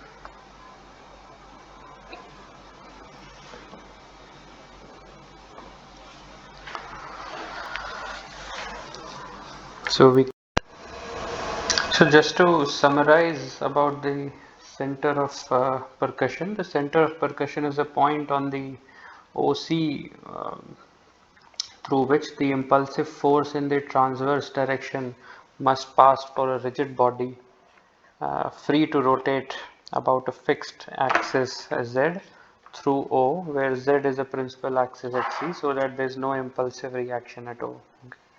So this is how we have described that, and one of the other comments about it is that if you have a rigid body which is at rest and it is free with the axis Z, a principal axis of inertia at C, it is subjected to an impulsive force like you see in this diagram over here, okay, in the phi direction at the center of percussion P with respect to O. Then O is the instantaneous center of rotation immediately after this, okay. So that is what we have shown in this diagram. Now let's move to this topic of plane motion with Z axis as a principal axis of inertia at C. So planar motion, as you have been told, is somewhat of a simplified situation, and most practical problems, many practical problems, not most, actually can be assumed to be planar, and hence this is an important topic in every discussion which we do. Okay, so let's see how we can apply the Euler's axioms which has been discussed before. So let me put out equation 3.27. Okay, that is F is equal to MACI MC H dot CI, and then equation 3.28 MB H dot CI plus RCB.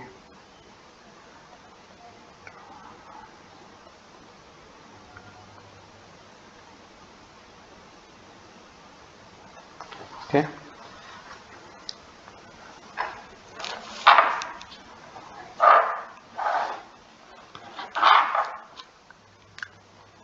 So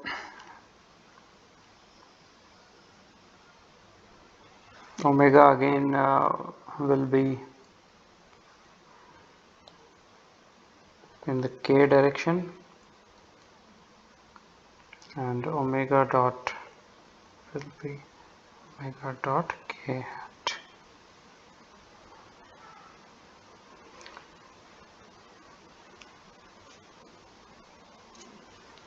So obviously the z axis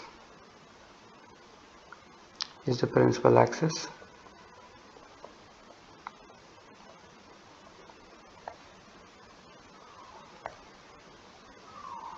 Of inertia at C.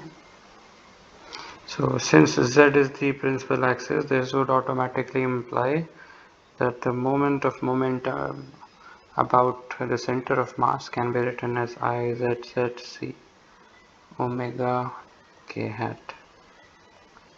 Okay. So let's show that with a diagram.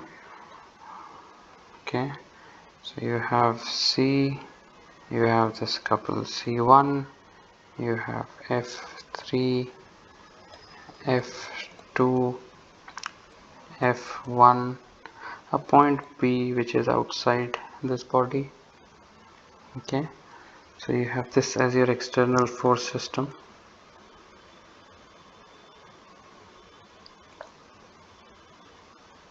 Okay,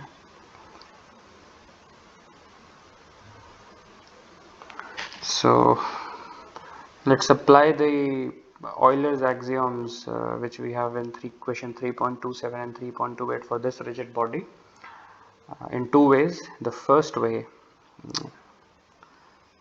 is the same. I mean, let's just write 3 point. So F is equal to M AC of I, and MC Z will be equal to, MC will be equal to H dot Ci. Okay, but HC is equal to this, so you will just take a dot over it. That would make it at IZZC omega dot k hat. Okay, so you should exactly know why IZZ dot and k dot is 0. So this is equation 3.55. So let's write the for coplanar loads.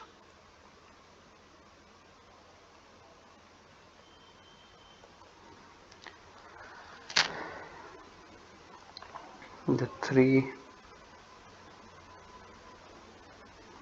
non-trivial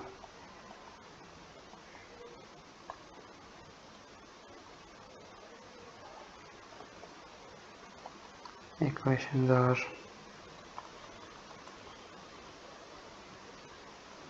MCZ.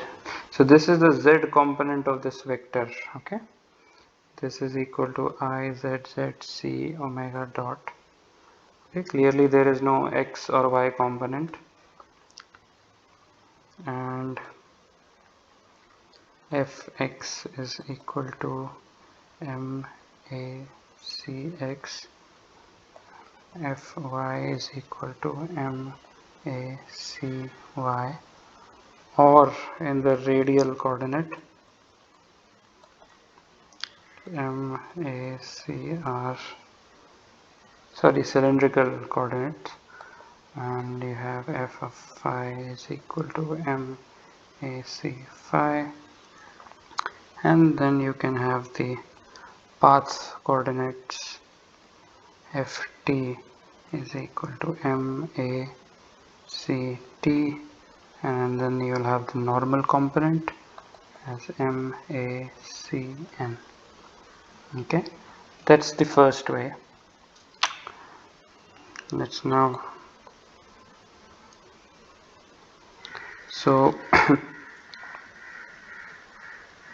let's now have a equivalent force couple system over here. So equivalent, so it's the same body. Okay, equivalent force system at C. So at C you have, say, 1F. This is equal to MACI. Then you have this B. This distance is perpendicular to D, and then you have this MC equal to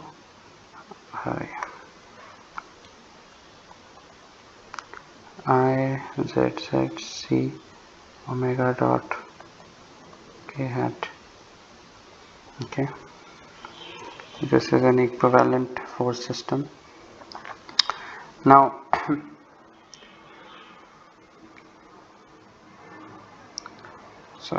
so we write that the resultant of the external forces,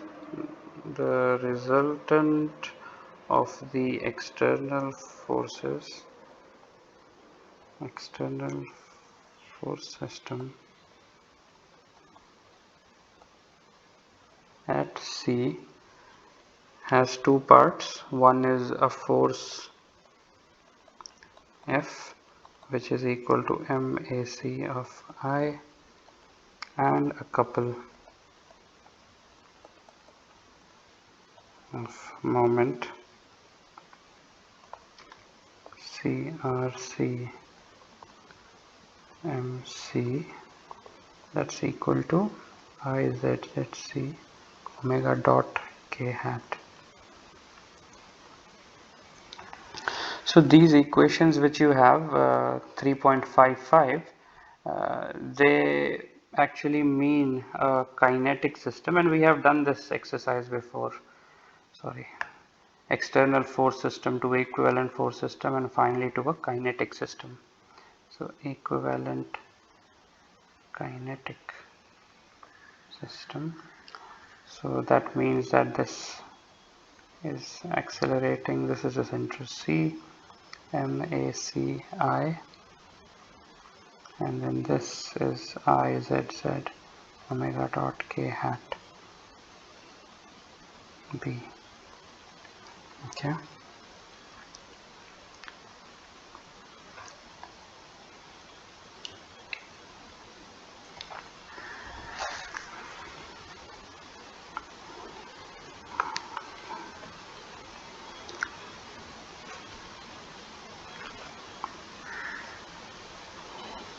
So the kinetic system, rather I should say equivalent kinetic system, will have a force. Okay, we don't write it without the quotes over here, and C, and a couple of again moment, that would be IZZC omega dot k hat. Okay.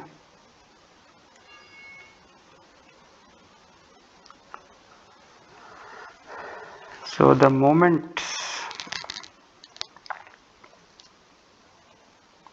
of these force systems about B, and B is an arbitrary point, any point B is same. So you have to pick out these two, any two of these three, obviously this one and this one, just because it's easy, and then the moment about B must be the same.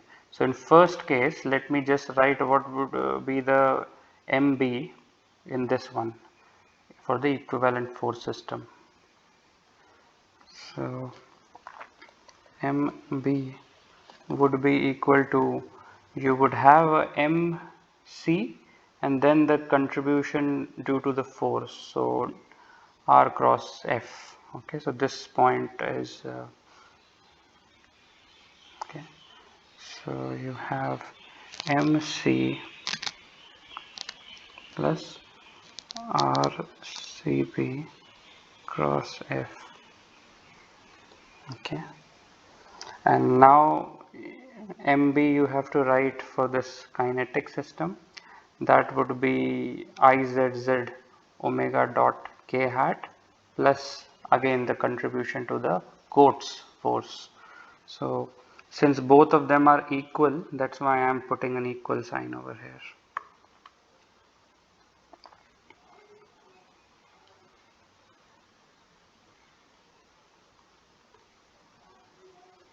K hat plus RCB cross MAC of I. Okay. So MB, just to specifically mention, is the moment of external forces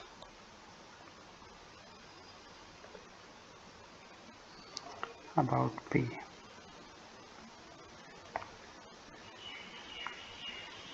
Okay, I mean that's the idea of an equivalent system, that the MB must remain the same, okay, irrespective of which system you are considering. Okay, so we can also write this, rather than using this vector RCB, okay, rather than using this RCB, we can also use this D, okay. So we can say that MB is equal to IZZ C omega dot plus MAC D into k hat. Okay, this is 3.57.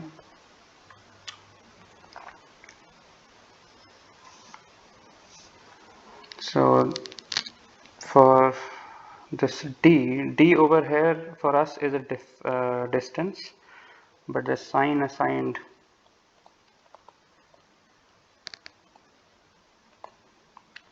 is positive if this BC cross AC is along the k direction and negative otherwise. The sign assigned to D is positive if BC cross ACI is along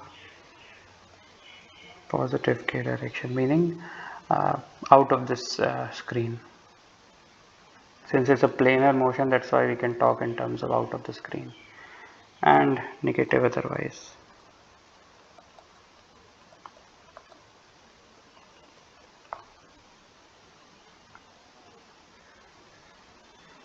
Okay.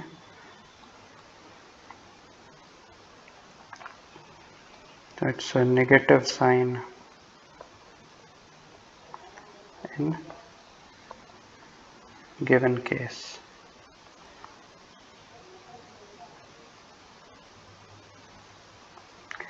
So if you see the vector BC, okay, that would be like this, and A is like this. So this and this. Okay, so that's why D must be negative, so that overall it's positive. Okay, I'm writing it in red so that you can do that thumb rule stuff just to confirm this. Okay,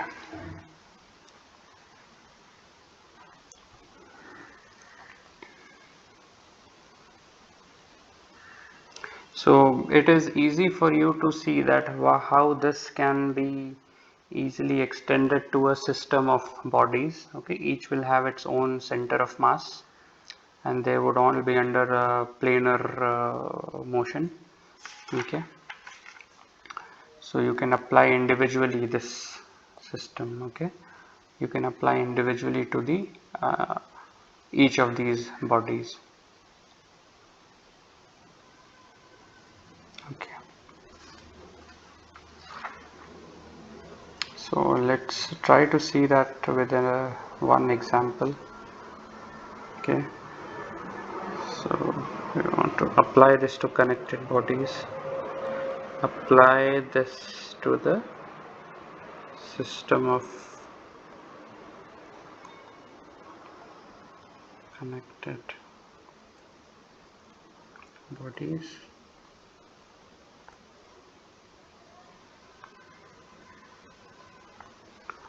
Let's see them.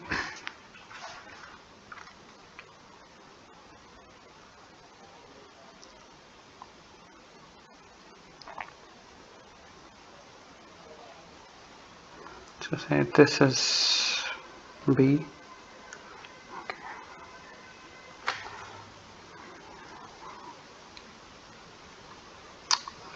Let me draw this. This is the center of mass of this first body. This has a AC1 with respect to I. Okay. This also has a weight M1G, external force F1 and M1. Then this is under rotation M1 omega 1 dot.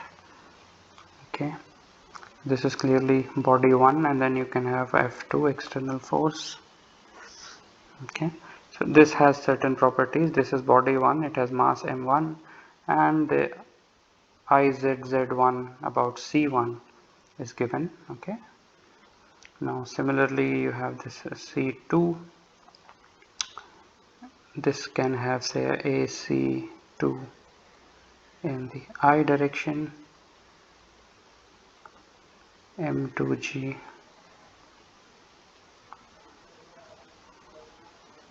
omega 2 dot. You have F3 Okay, these are all external forces. Okay, and this is body 2, mass m2, and izz about c2. Okay, so if you write it as again it's the same body, but my drawing will perhaps not be as good. So this is an equivalent kinetic system which I am drawing. Okay, now we should just have about C1. We have this IZZ C1 omega 1 dot and M1A M1A C1 with respect to I. Okay, and then C2, just say, I mean, perhaps drawing a straight line is not a good idea. Let me just do something like this. Okay, and similarly this can have, say, M2AC2I, and then equivalently you should have IZZC2 omega 2 dot. Okay, so this is the equivalent kinetic system. So you have two rigid bodies which are shown. They are hinged together at this point B. Okay, so the z-axis is the principal axis of inertia at C1 and C2 for both of them. Okay, that's quite clear. So z-axis is the principal axis of inertia at C1 and C2. The unknowns are what? Let me just write z-axis.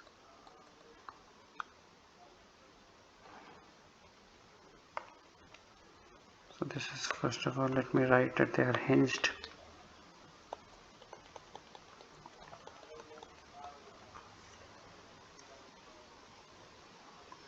Z-axis being the principal axis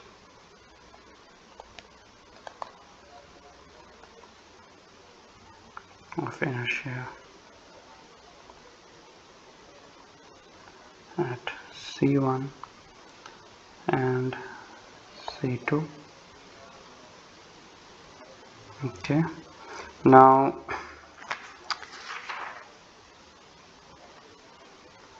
this is again point B. The hinge is this point B. Now let's say that the acceleration of B is a1 I hat plus a2 j hat. Okay, and then omega I dot. So these are unknowns. So omega 1 dot and omega 2 dots are unknowns. Now how would we sort of go about it? Express acceleration of Ci in terms of AB. Okay, this is just the transfer from A to B, and omega I dot. Then you can have the external force system for the two bodies will be sort of over here. This is the kinetic system. Now what you do is you separately write out the terms. Let me just do that over here. This is body 1, okay, and one of them, so like it was, so this is the external force system. Okay, omega 1 dot, then we have m1, we have c1, m1g, c1 of I, f2. So B is this point. It should have two reaction forces, R2 and R1.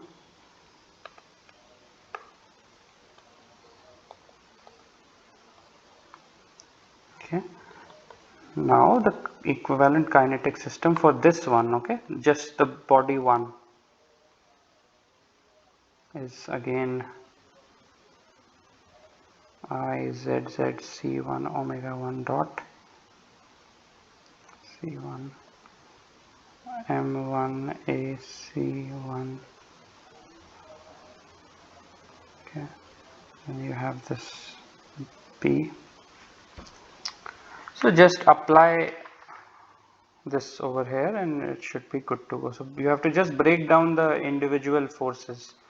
Okay, so the internal force at B will actually become external forces, and similarly you have to do the same for both of them.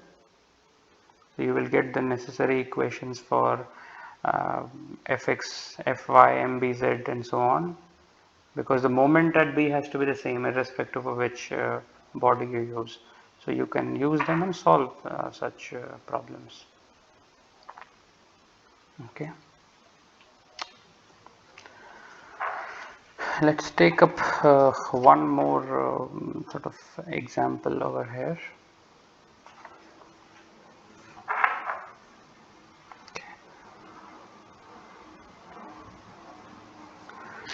Say, let me take something different.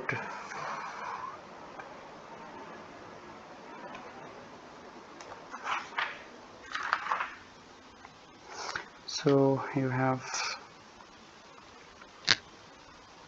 what I'll do is I'll just draw something like this. Okay, so that I can just keep on repeating this, otherwise it looks different all the time. So let me just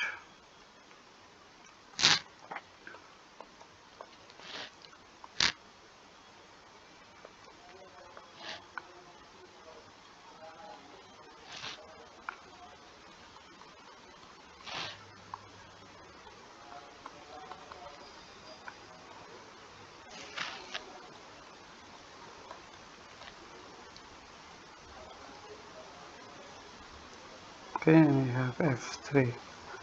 So this is the external force system.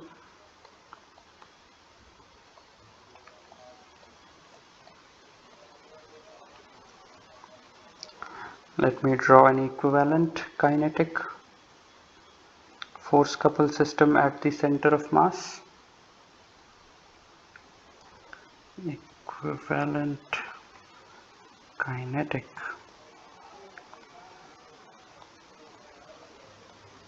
force couple system at C. Okay, this is C. So what is happening over here, you have a rotation of a rigid body.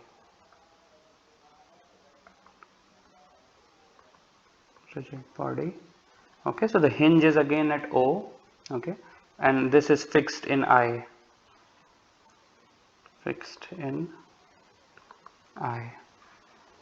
So Z axis is again the principal axis of inertia at C, and you have a coplanar force system. External forces are shown. Its equivalent kinetic force couple system should have a few terms.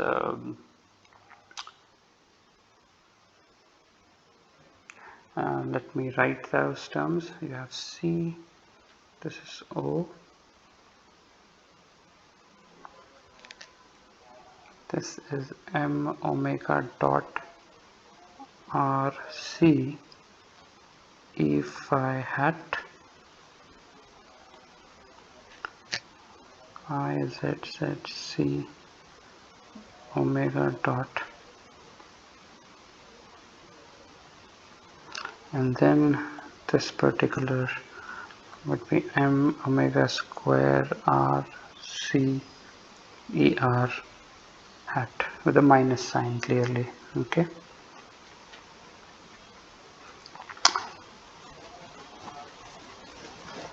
Okay, so this becomes your equivalent kinetic force couple system.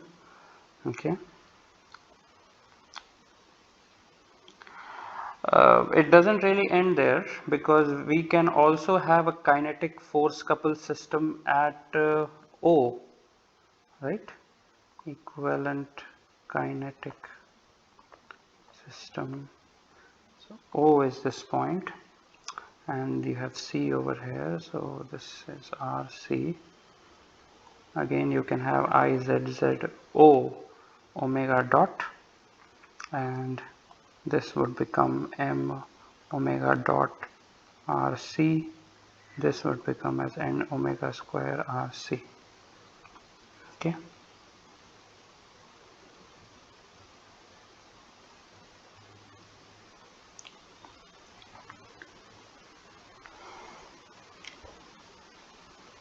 So we would want to write CRO as RCER hat cross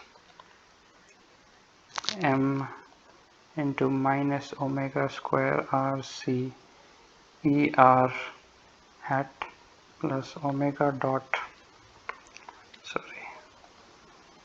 RC E phi. Okay, so for this system, but sorry, and there has to be one more IZZC omega dot this term. Okay, but this has to be the same irrespective of in what equivalent system we write. So this can be IZZ of C,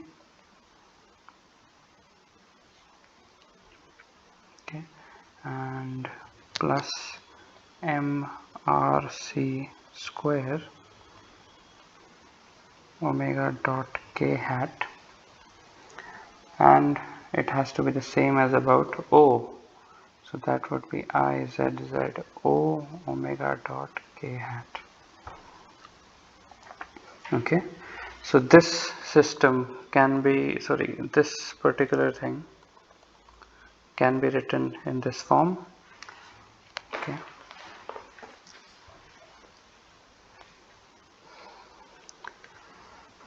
so RC cross RC would cancel each other and you would only have one term. Okay, so this can be written as this, and this has to be equal to, for this system, since this and this are equivalent system, that's why this equality sign is coming up. Now let's do the same for any point P. So what I'll do now is I'll do something like this: O, C and P. Okay, so this is coordinate is RP. This particular force within quotes, because in kinetic system you say it like this, and this would be M omega dot RC.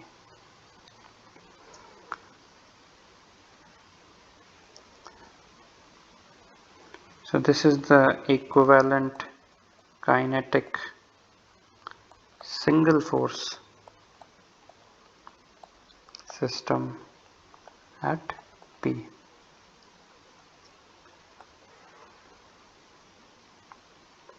This would be M omega dot RC RP equal to IZZ O omega dot.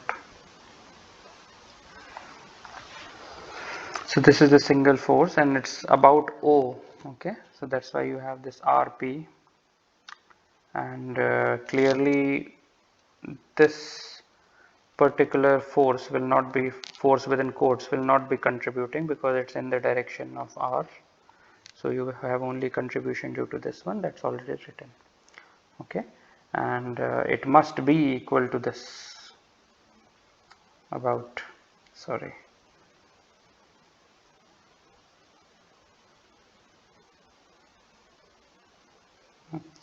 okay.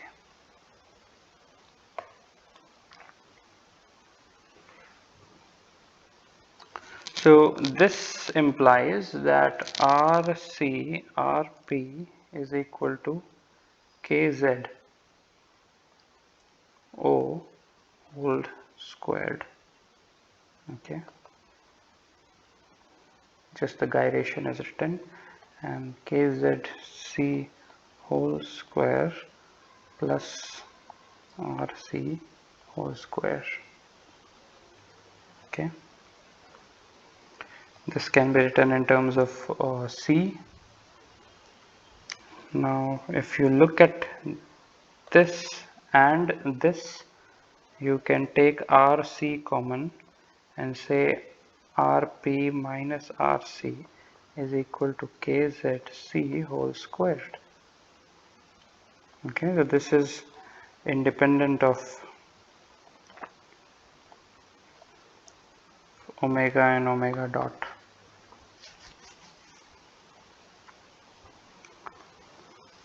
So now if you look at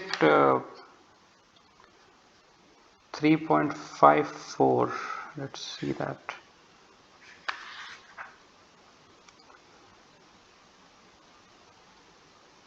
Uh,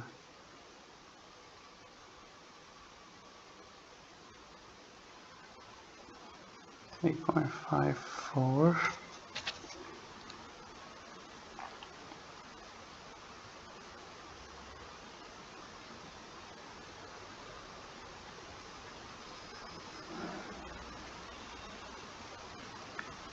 Yes, okay. If you compare this, what we have just got, which is RC in RP minus RC is equal to KZ square, that the point P through which the simplest resultant acts is the center of percussion. Okay, just look at this, because about O we are getting, and that we have got as, so Hx is RC into RP minus RC in this case. So compare this with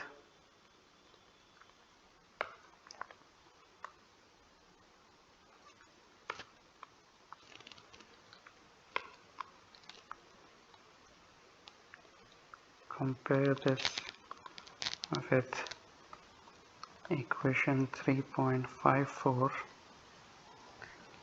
and conclude that the point P through which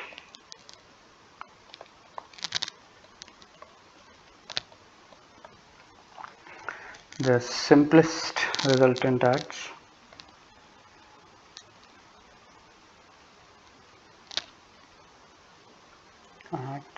is the center of percussion for the given axis.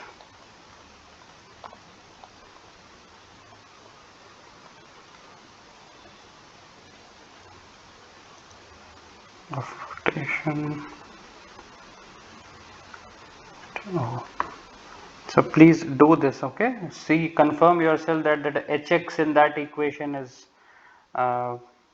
this Rc into Rp over here. Please do that comparison and only then you should conclude. Don't just skip this part.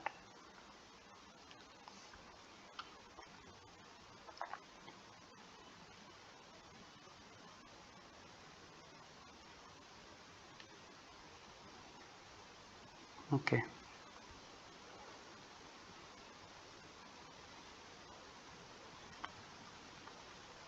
So I should actually, have I shown? Yes, the point P was there all along. Okay, so it's just that over here. Okay. Now,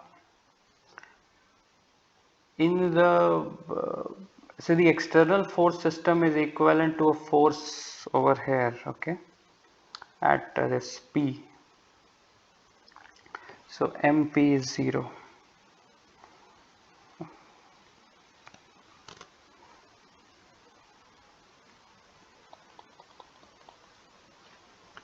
P.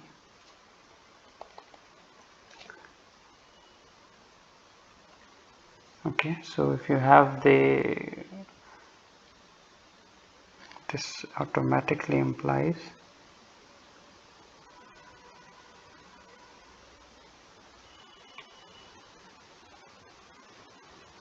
that MPZ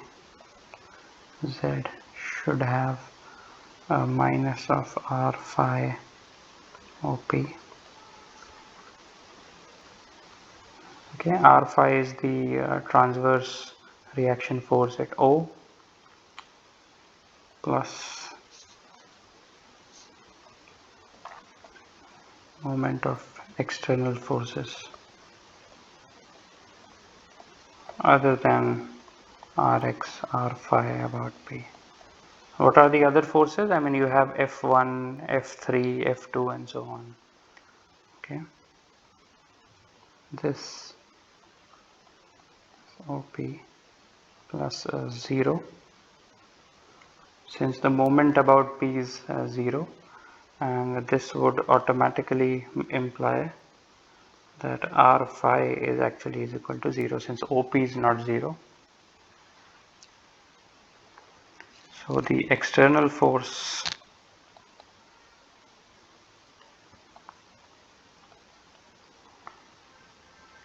applied through P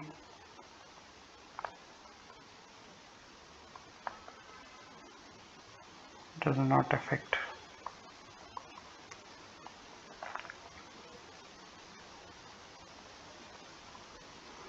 R phi. Okay.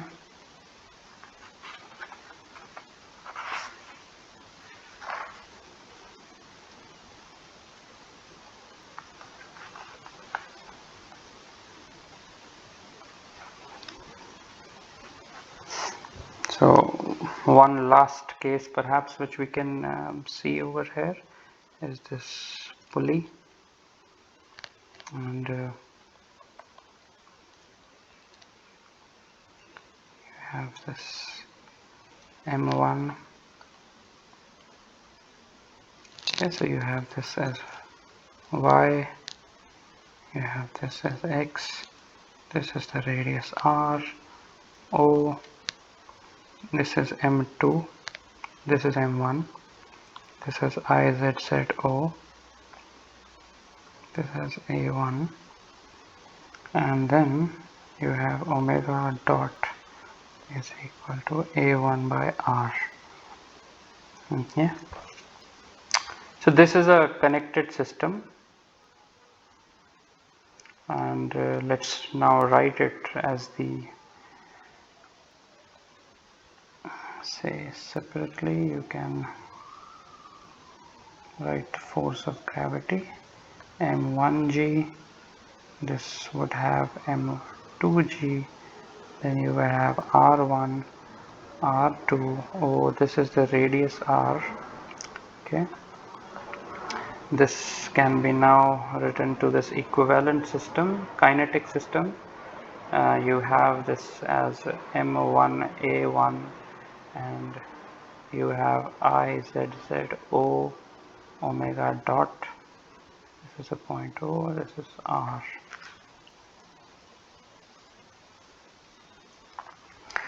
So if you want to write the equation of motion of this system, okay, and you can write MOZ.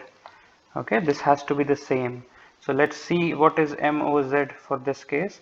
R1, R2 and M2G do not contribute. That would just be M1G into R.